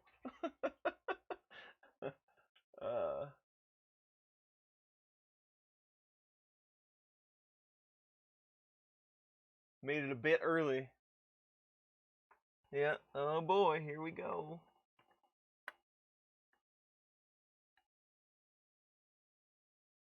Where I got this cable, that's a serious cable there. And I can't promise crazy things won't happen to the stream when I plug USB stuff in. Remember that.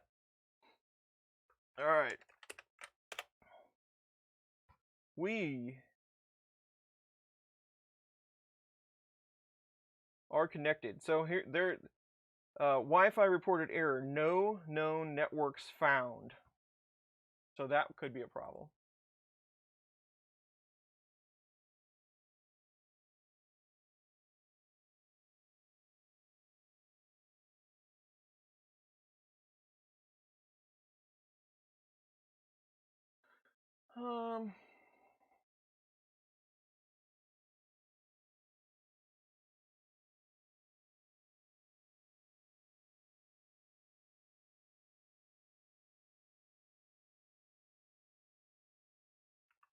Actually, I want to leave that tab open.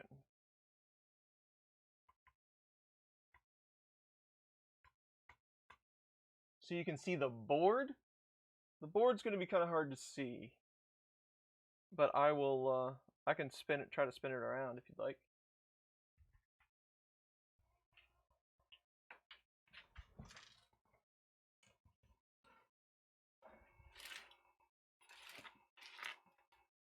Actually, my cord is too short for that. I'd have to get a longer cord. Build's going okay. We're to the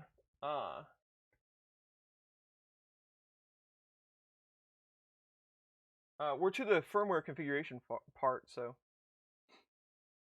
okay.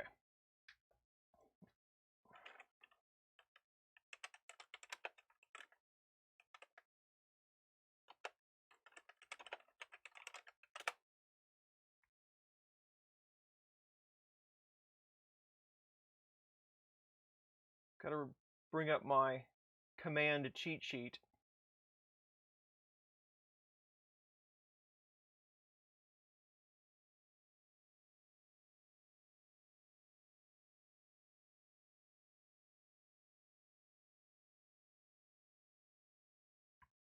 Okay, so we need to stop the Wi-Fi.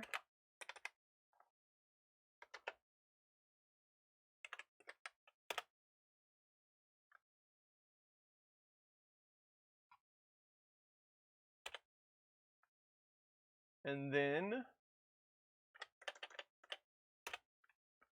module is disabled. We're going to put it in idle mode.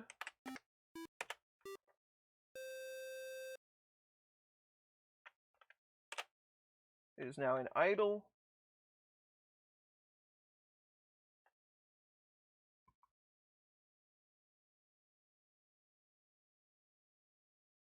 And we're going to use M587S.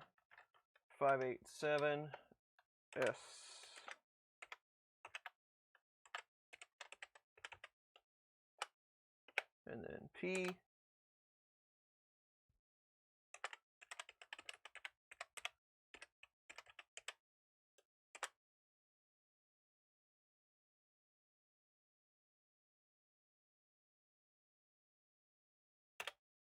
Okay, it has been set command line. And then we're going to do 522S1 to enable it. It's not giving me all the gross errors that it did before.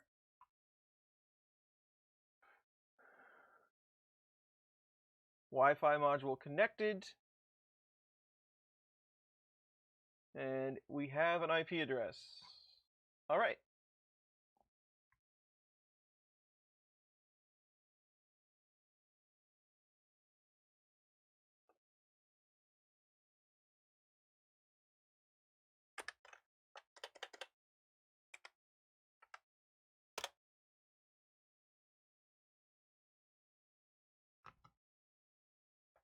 This could be interesting. Yeah, everybody get a snack.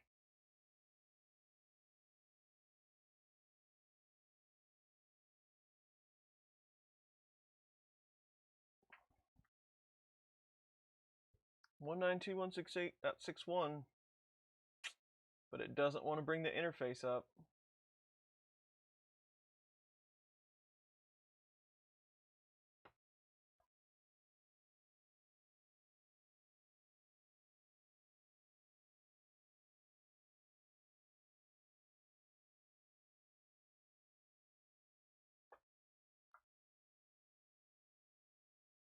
Let's see if it got an IP, so.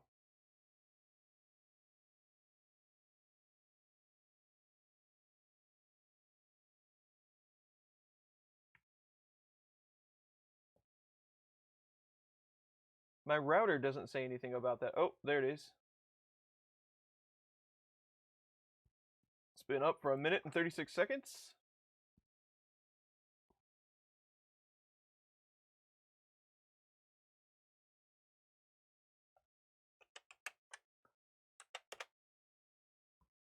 But my browser won't browse to it.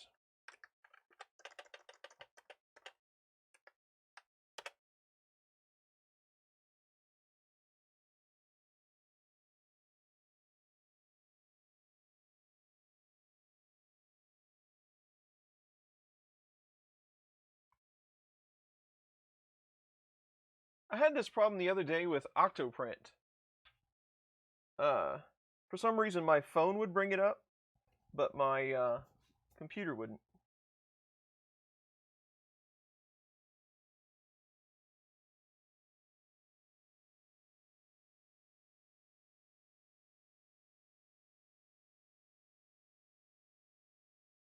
Nope, site can't be reached. Reboot. The Wi-Fi module is now lit up though. Like I say, it's reporting an address.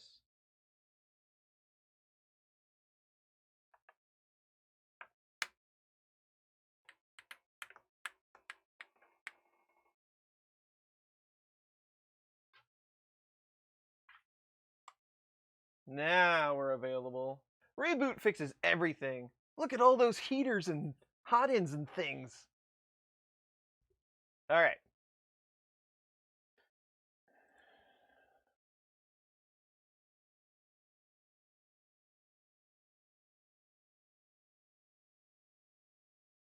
Okay. Here we go. Here we go. This is going to be interesting. Let's pull this back a bit. Let's switch to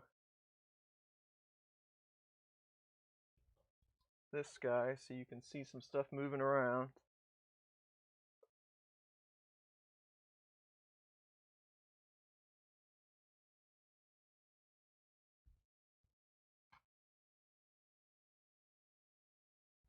Can you make a video on cooking on a heat? Sure. We're gonna make pizzas eventually. Me and Robbie Mac. Okay. So I took this out. Oh, I don't need that because I have my Duet Wi-Fi. All right. We're gonna home Y.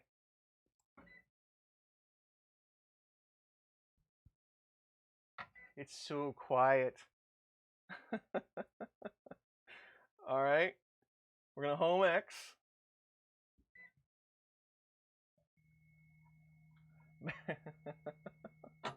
Yep, we home X.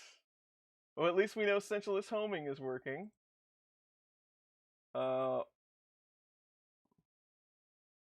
we're gonna home C. That means the tool changer coupler should turn. And it does.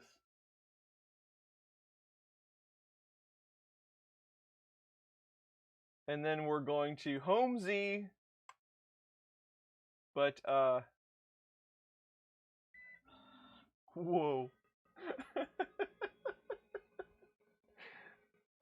Come on, do it successfully. Don't break my glass sheet, please. Nice.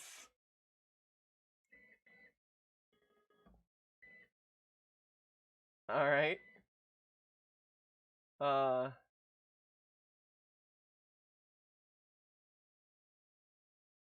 Okay, and then it says it wants you to do home all. It says there will be a 20-second delay.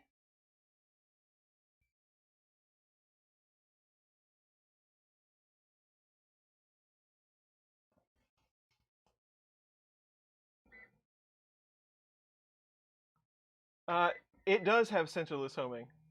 Duet 2 does.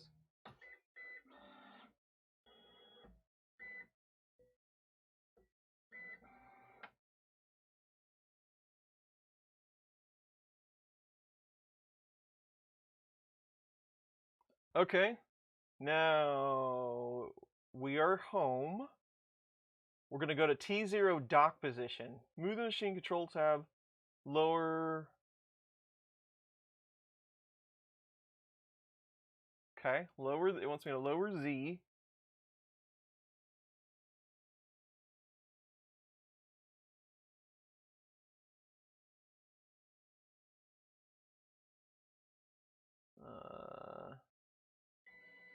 Okay. It wants me to click the coupler unlock macro.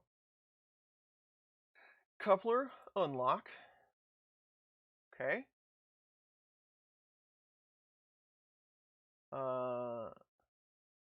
We're going to type in some G code. We're going to move to X -10, Y 200. And it's going to move the tool head into position. I should have studied up on my duet before I did this. Okay.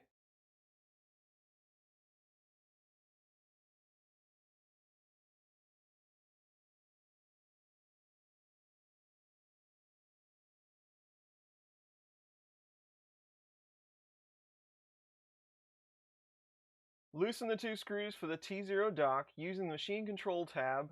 Slowly move the tool head backwards toward the tool head. When the X-axis is at Y243, stop moving the Y-axis.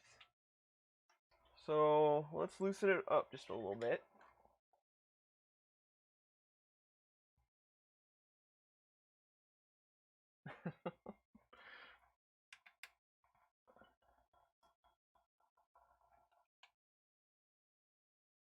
We're going to move Y back to 243.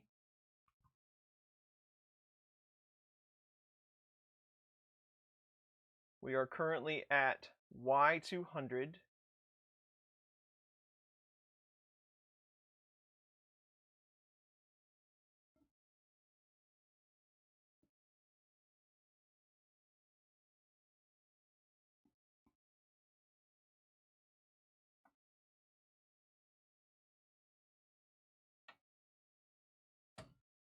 All right, we're at 243. I heard a thunk.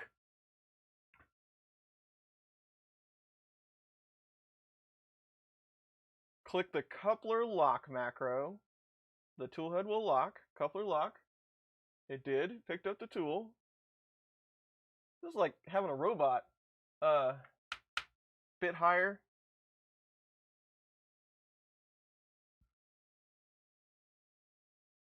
Very familiar with Duet soon. I don't use Duet on a regular basis. Okay, we've locked. Use your hand, push the dock forwards up against the tool while holding the dock pressed against the tool. Tighten the two screws on the dock.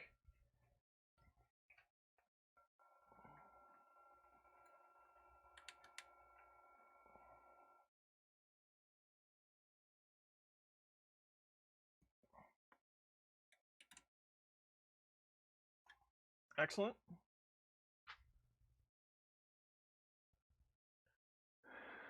Then use the machine control tab. Click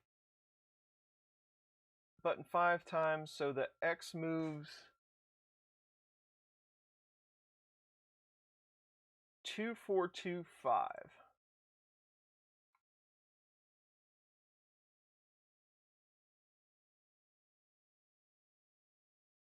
Okay. Then click -50 button and the tool will be removed from the dock.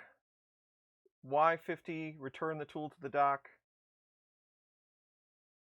-50. That's awesome. Back to the dock, we're good. Click the coupler unlock macro. Unlock. Click -50.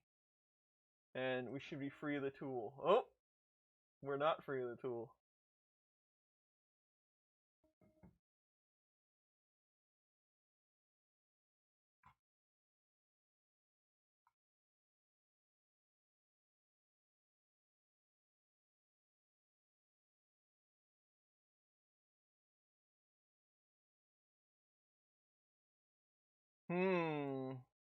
That could be interesting to calibrate.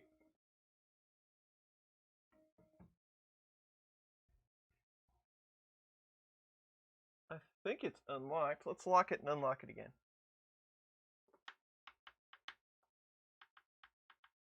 Not driving far enough.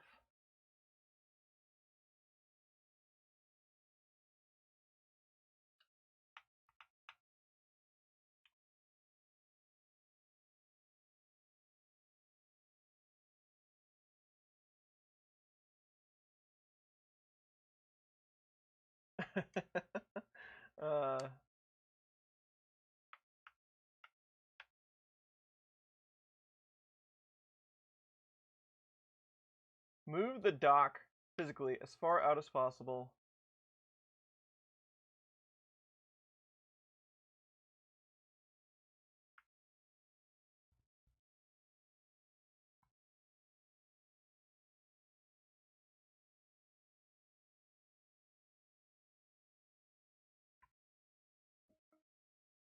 It's just barely sitting on there.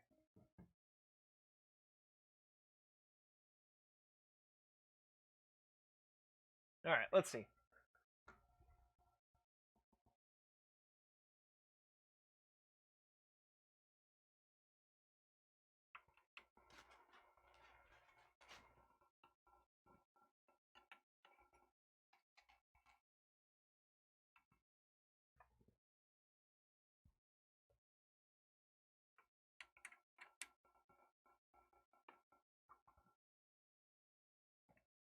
There's really no play in the dock.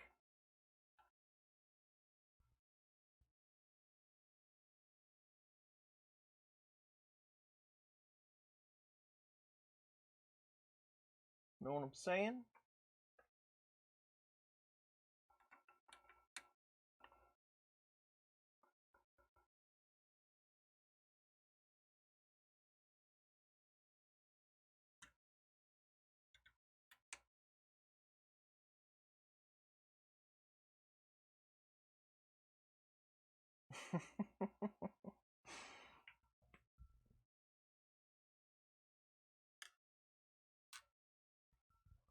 Let's...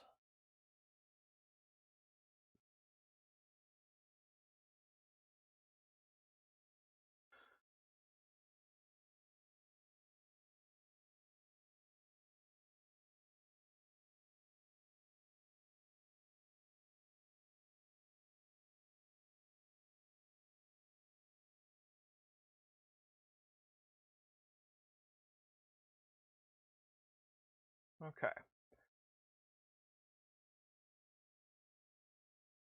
And it is definitely... I mean, it's all the way back there.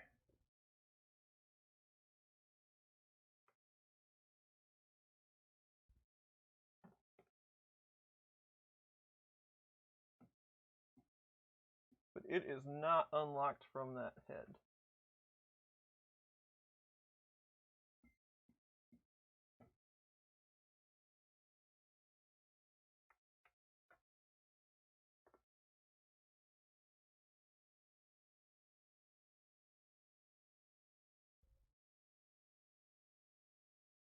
Metal shims? No, it did not.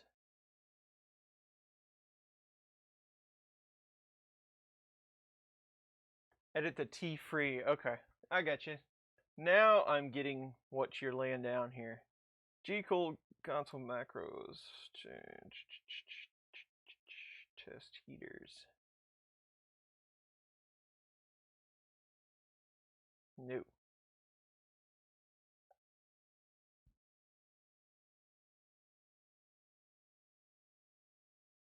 You can just edit these, right?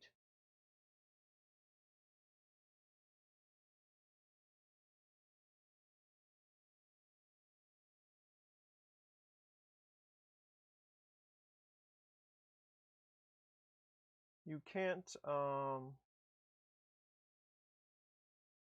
download the macros or edit them on the fly? I thought you could.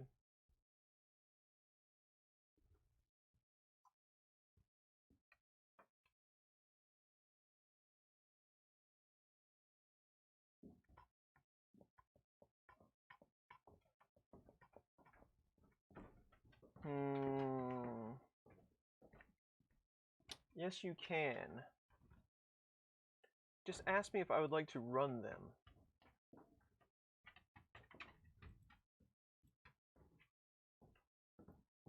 Ha! I'm not used to right-click and things like this. Okay, so G1, let's try this.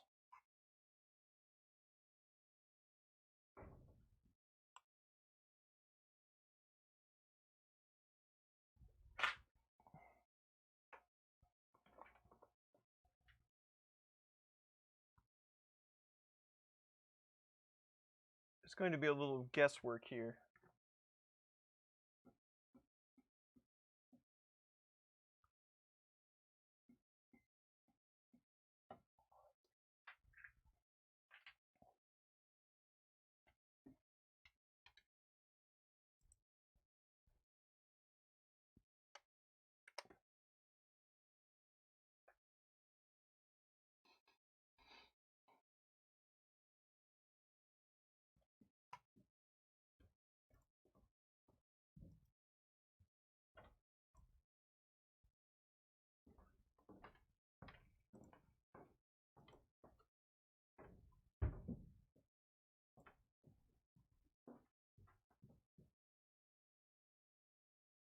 Now let's see what's up.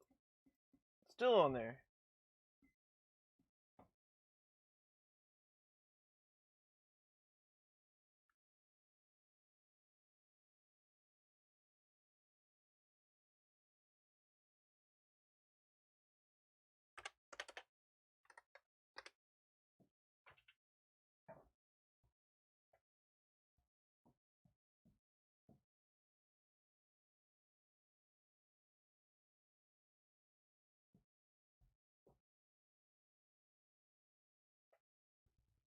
Hmm.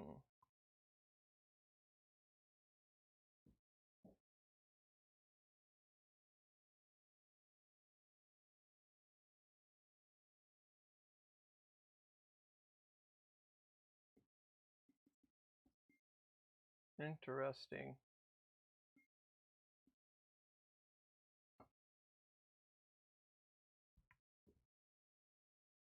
All right.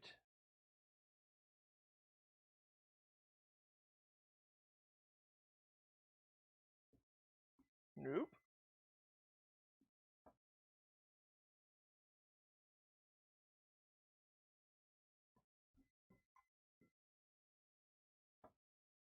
I'm waiting for it to completely drop that tool off of there. No.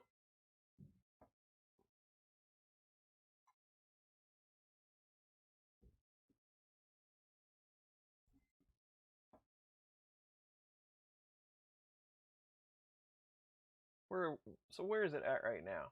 It is at 175.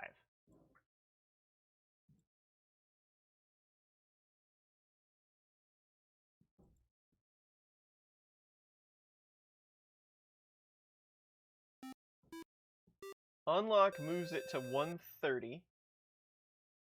Lock moves it to 33.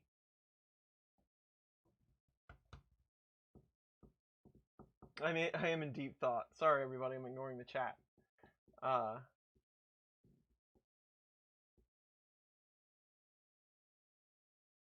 Yeah, I got to figure out where it's at now.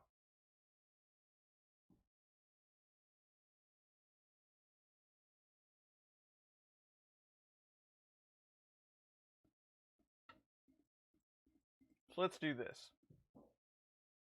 We're going to hit unlock. Okay, so it's just barely on there.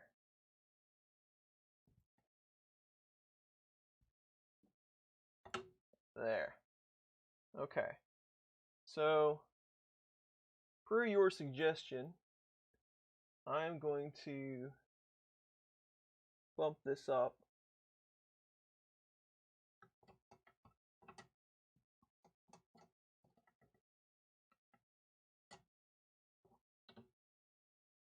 That looks better to me.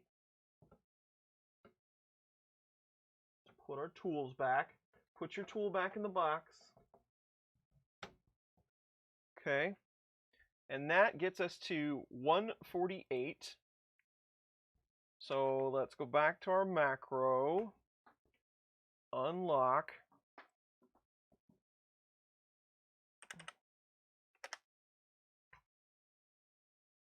Okay. Now let's go back and pick up the tool.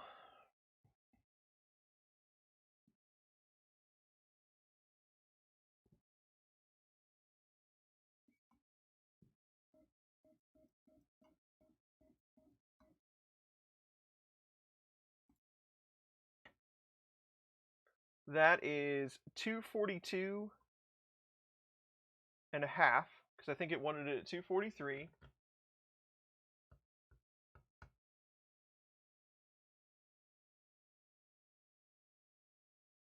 Okay, cool. Let's lock it. We're locked. We should have the tool picked up. We do. Let's go back and drop it off. This is like, this is really weird. Okay, we're at 242 and a half. Let's unlock. Ah, we've still got it.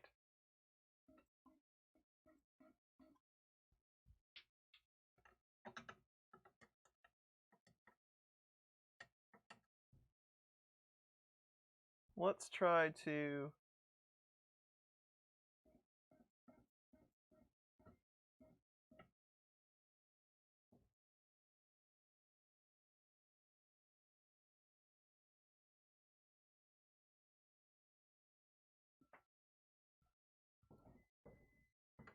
It's almost like that magnet isn't strong enough to pick up the tool.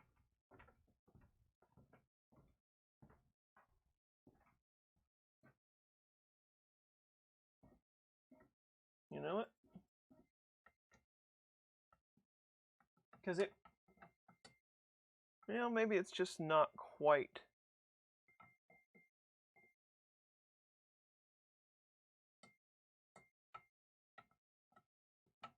try it there. Put our tool back.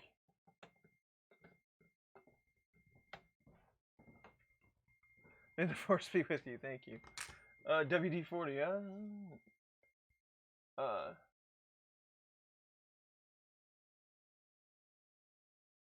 Pre-aligned already. Okay. Let's try a little bit of adjustment here. We'll go. We had 148. Let's try 144.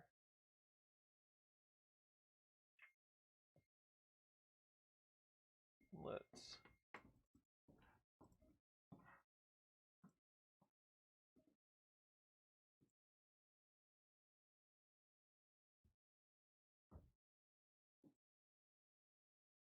Okay, now let's lock it. It should be picked up. We have it.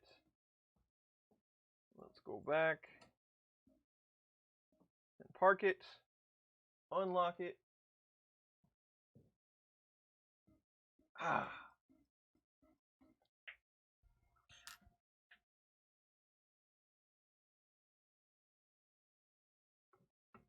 Yes, I do have grease on it. I really think it's just about finding the perfect amount.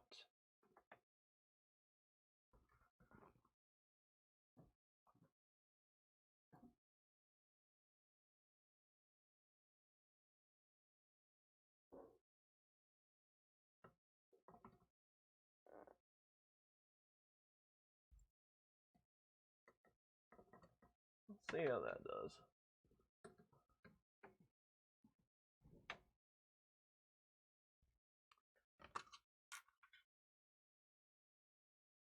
It's going to be 243, okay.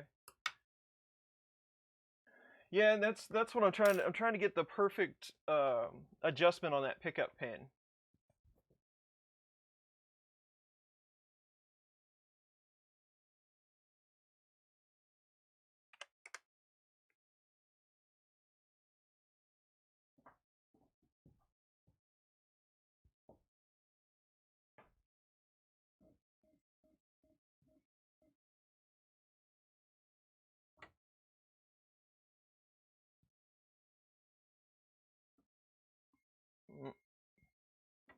Oh, this is probably riveting for you all while I'm sitting here messing with this. Okay, let's lock it. We're locked. Pull it back. We have it. Let's put it back and unlock it. And let's move back. Yay! It left it that time. Okay. So we've got it. We're locking and unlocking.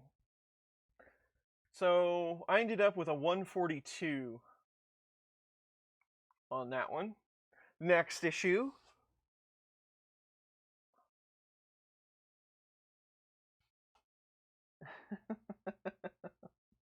I know that was probably painful for you on the other side.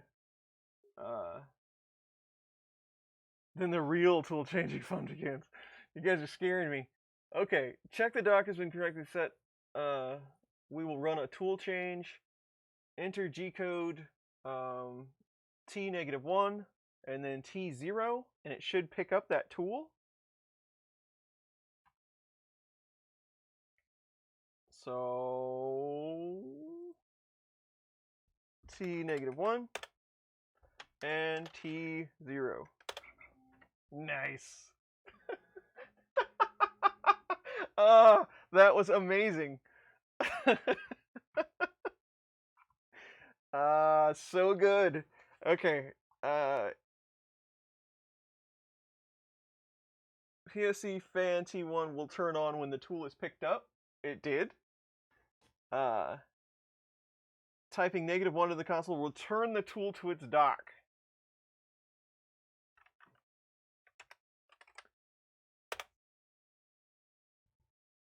Maybe.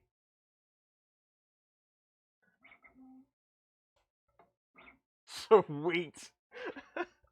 Oh, that's good. Love it.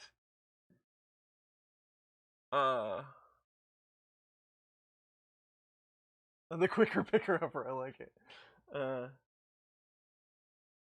But of course. Okay. Next. Ensure that no tool is currently attached. T1, be sure nothing is active. Move to tool head 1 position. Okay.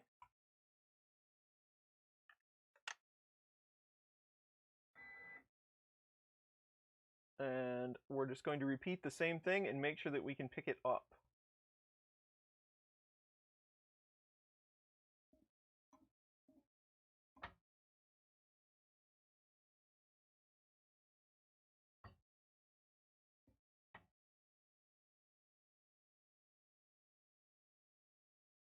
All right, we're there. We're going to lock it. See if we got it picked up. We do. Let's put it back. And let's unlock it. And make sure that we don't have it anymore. Now, it still has a hold of that.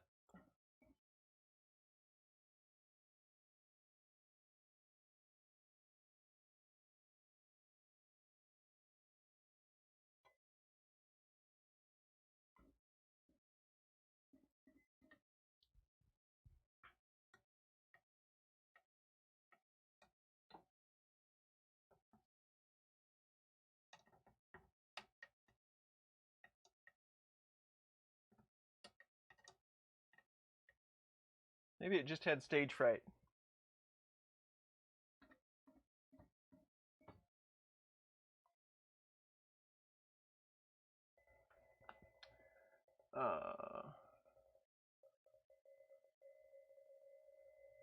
Thanks, Jason.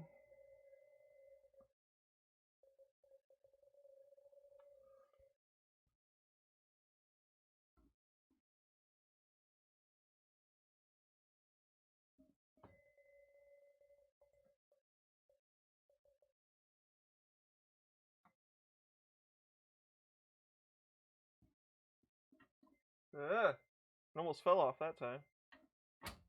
Crunch.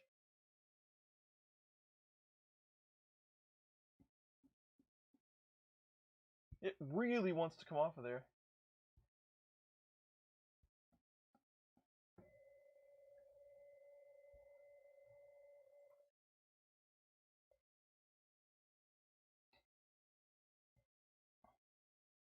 Skynet lives.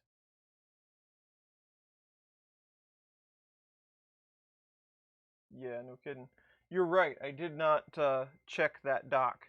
You're right. We might be just a touch out of a line. So let's make sure it is.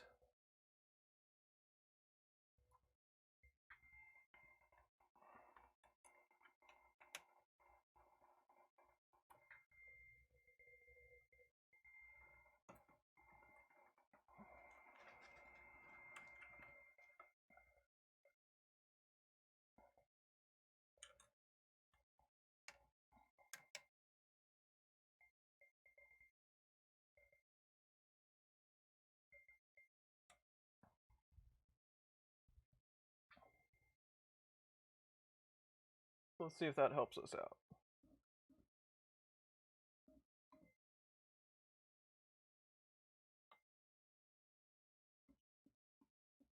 Still got a hold of it.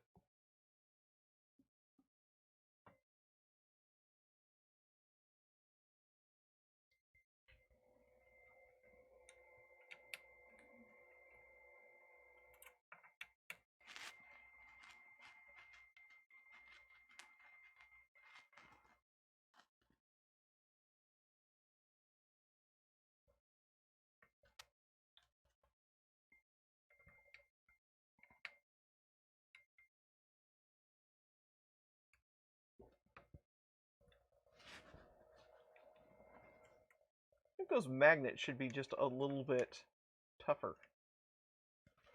I think they should hold it a little bit tighter.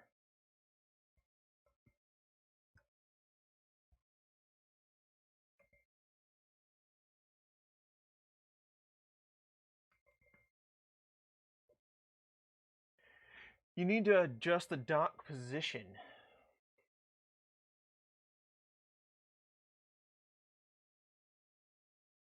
I'm not exactly sure what that means. Like left or right?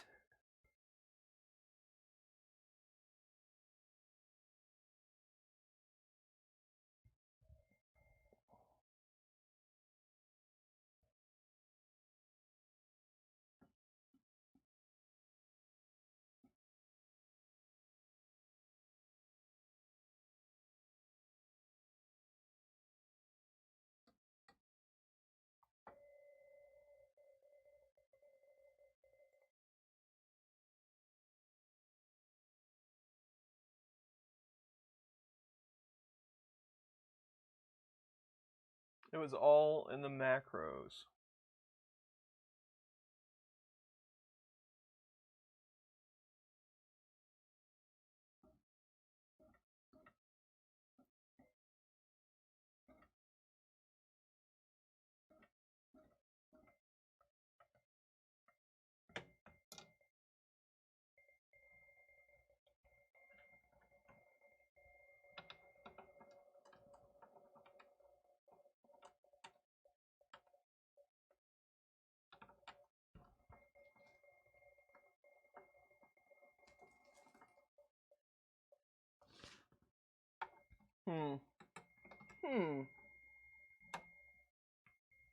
Let's try to pick it up again.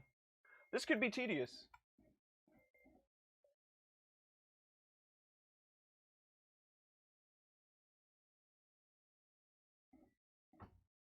See, that doesn't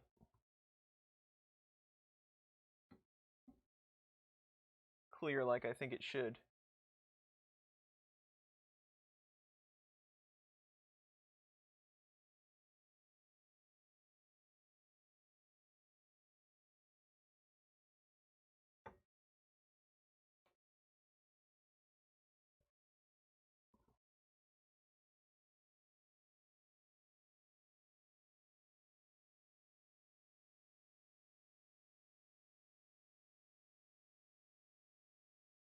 So that is all the way. What is that?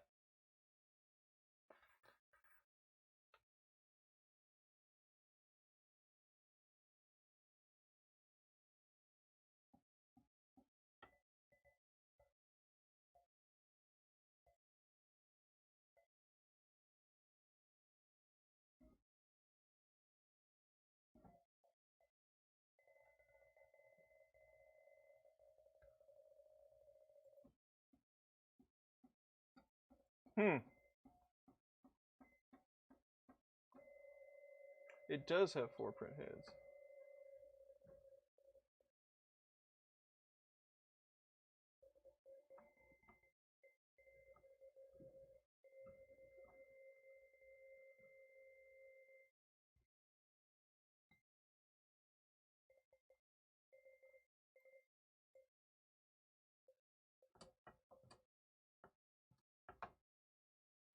That one, 139, but the first one was like 138.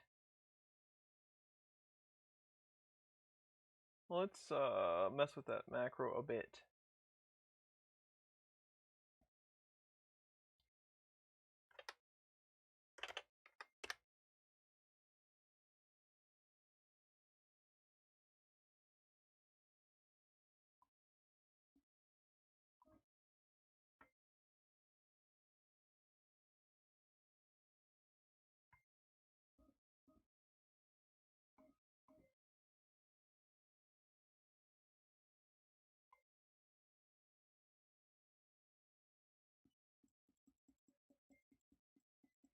Alright, so we got loose of that one. But now I'm kind of wondering, though, if that's going to impact my first one. So let's find out.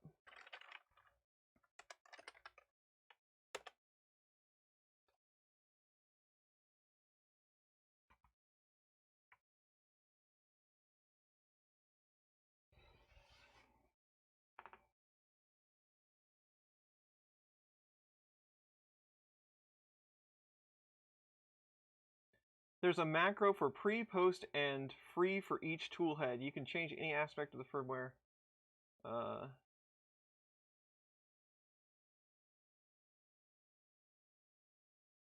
Macros are numbered.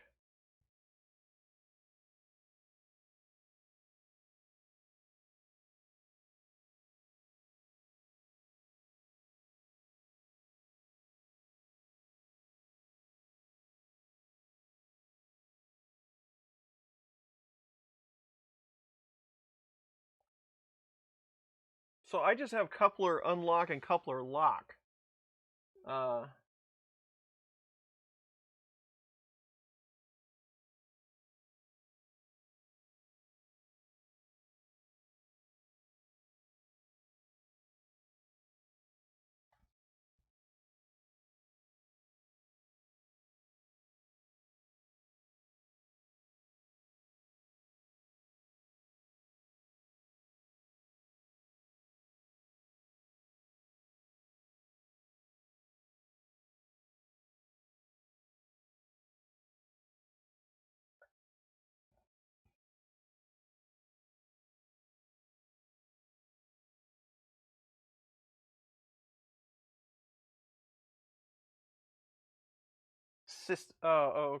Okay.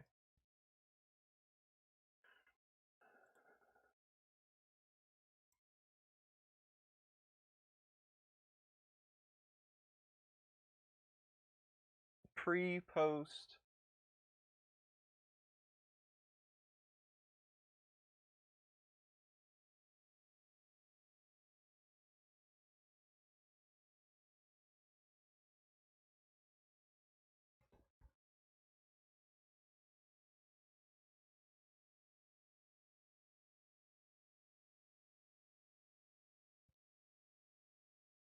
P macros.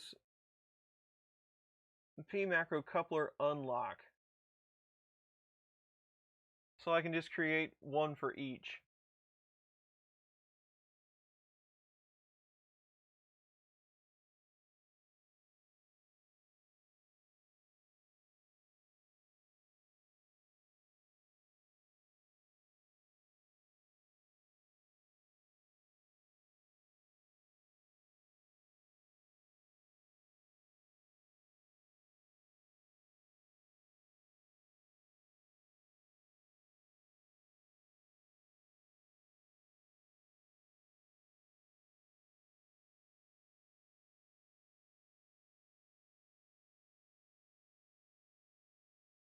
But that doesn't really do a lot for me when testing, right? I can't use my lock unlock button.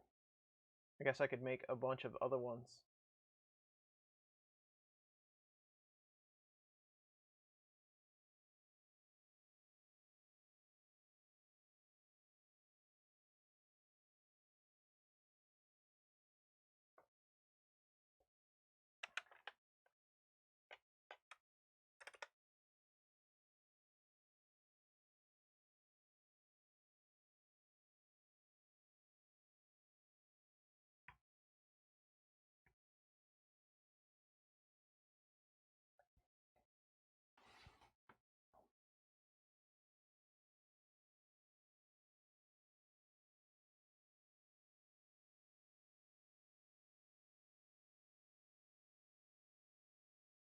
Pre and post. The XY coordinates are in there. Okay. This is a lot to kind of figure out all at once.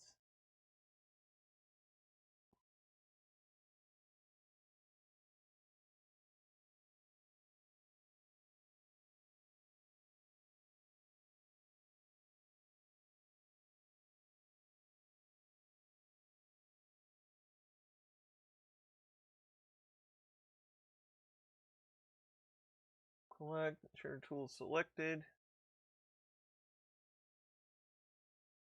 It runs unlock, it runs lock.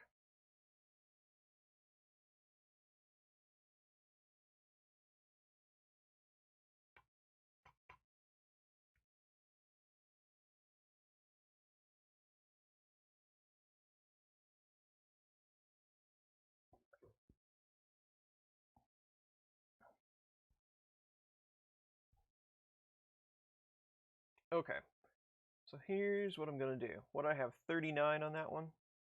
I'm going to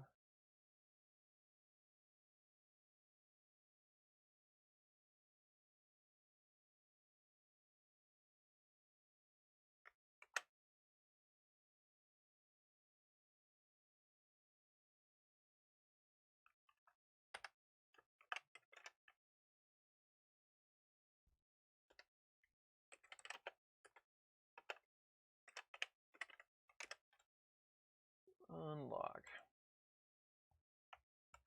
I'm going to make some quick changes here. So let's do that. And then in free 1, I'm going to, no, free 1, I'm going to edit it. I'm going to run this other unlock script. And then I want to make sure macros, coupler, unlock, edit, 144. Okay, now let's do T-1, and let's see if it will go pick up T0.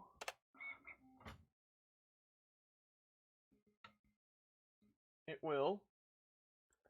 Let's do T-1 again.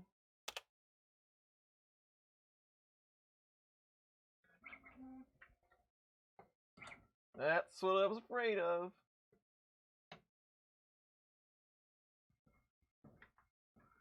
Let's do T0 again.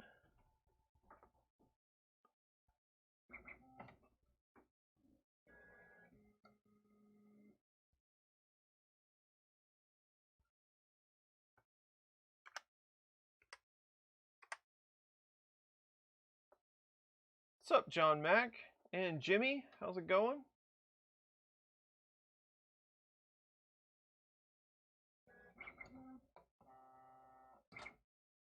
Yep. I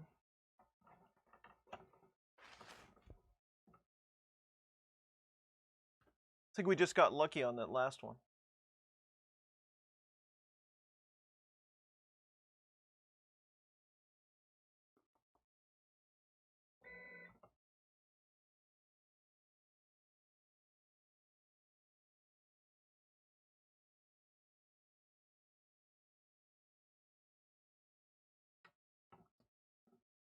Let's try that.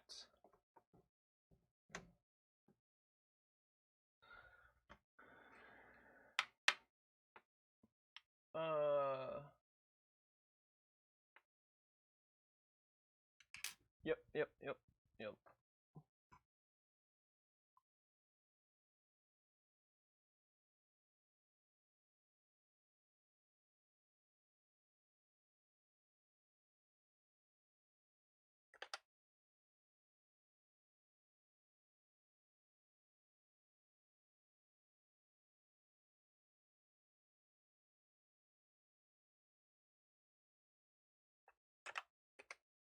Let's try to pick it up again. It's picked up.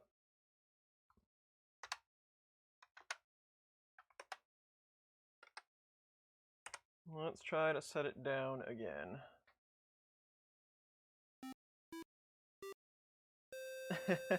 Somebody said that we needed one of those, and I said you were the guy to build it, Carl.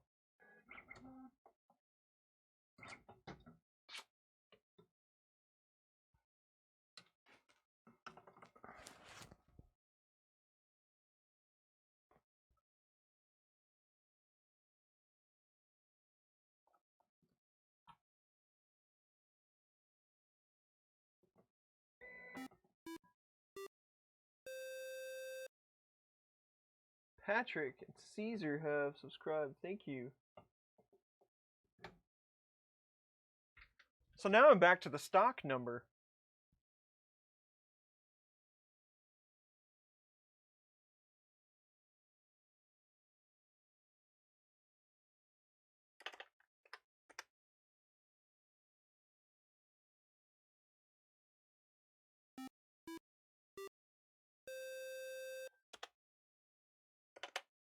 What happened? Subs are rolling in.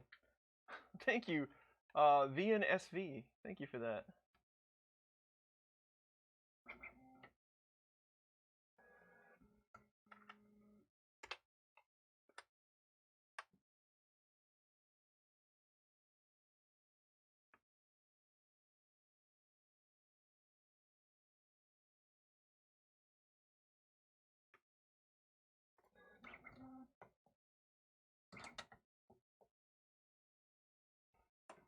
You think it just needs to go just a little bit further?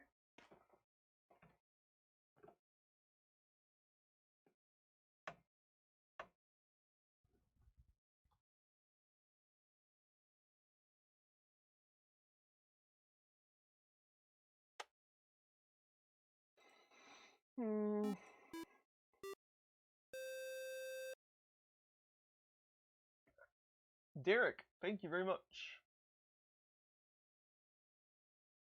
The electromagnet idea is awesome.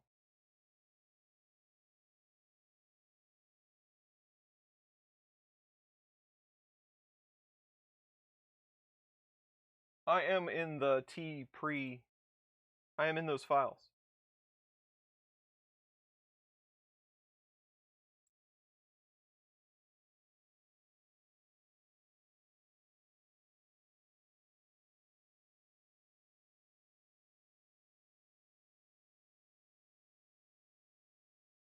Move out 150, collect, move in 230.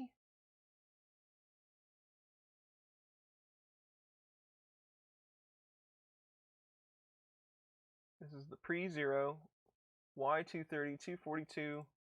Okay, so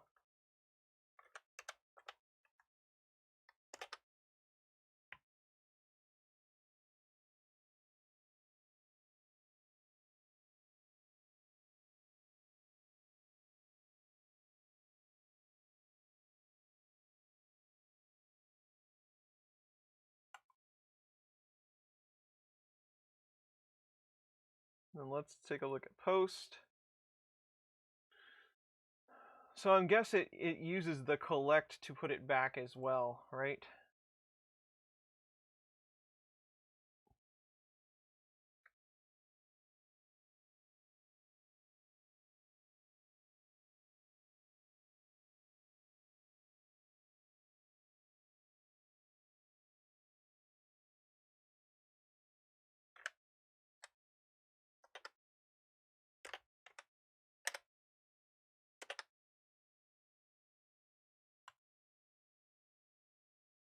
See if that helps us.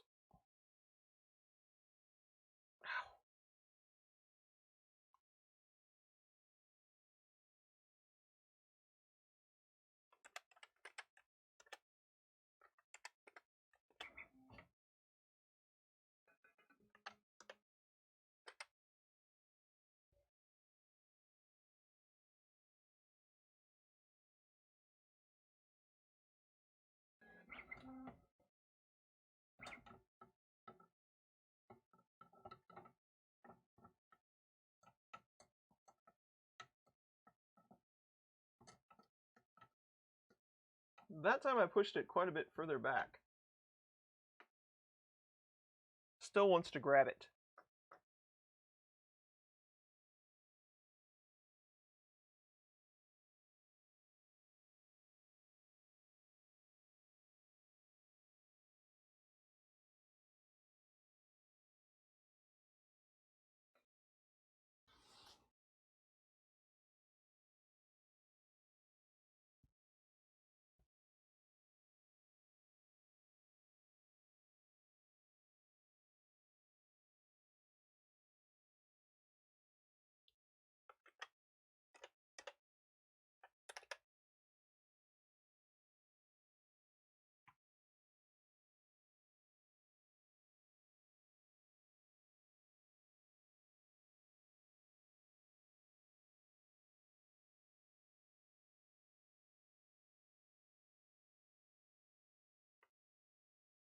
And 303.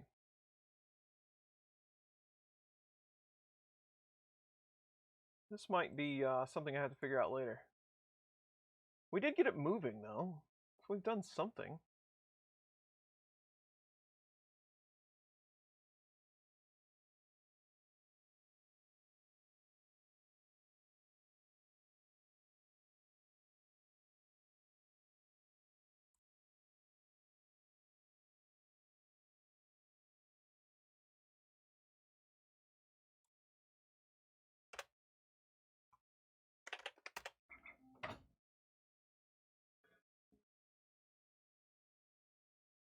Mm.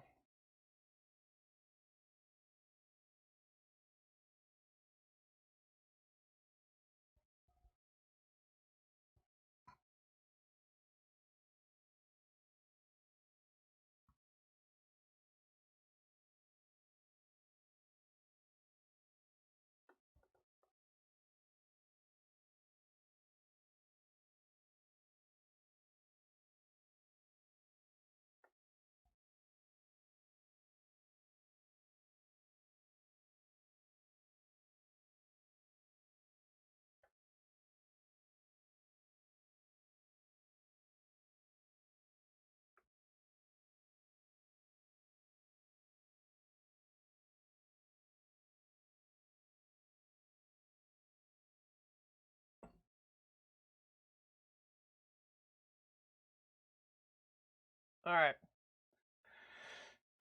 I think I have had enough working with this for today. I do think. What's everyone else think?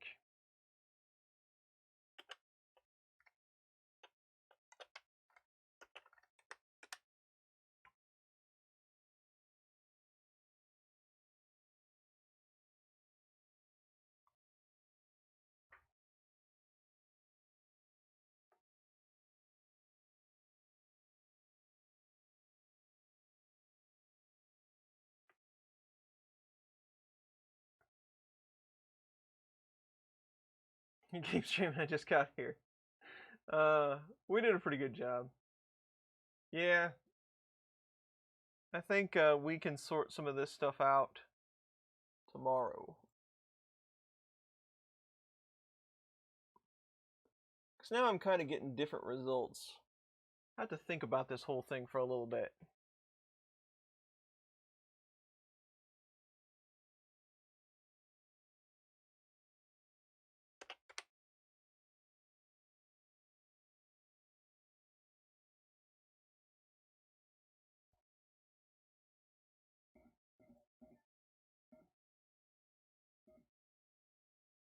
It's about right.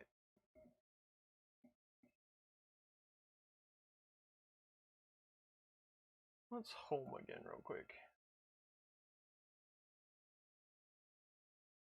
Yep, I think that's the way to go.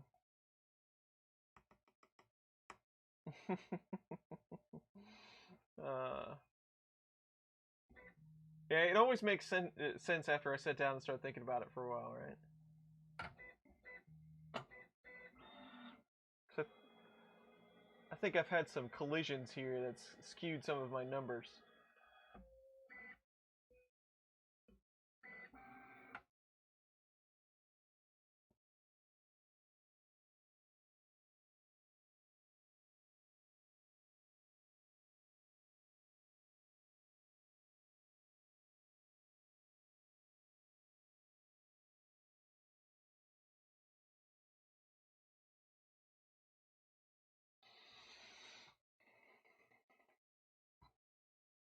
Yep.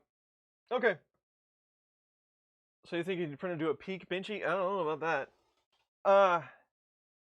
I think we're good for today. So I'm gonna do my best to try to get another stream in tomorrow, so we can finally print at least one color on this thing. We can print a benchy. I think there's going to have to be some setup adjustments, trying to get the exact positions right, because you have to be really precise to where you pick these tools up. And some of the readings didn't quite flush out for me there. So I got to look into that and think about it a bit. But thank you for everybody that joined the stream. Thank you for the super chat tips for today. All the new subscribers, I really appreciate you all hanging out and watching these. I know this has been part 4. We've got probably way over 10 hours in this whole thing by now. But we'll try to come back tomorrow and get this thing printing. So, thank you, everyone. It's always a pleasure to have you here. You know that these streams can sometimes be a little hectic, but we do our best. So, I'll do my best, and I will see you all tomorrow. Have a good evening, day, whatever it is for you in your country. See you later.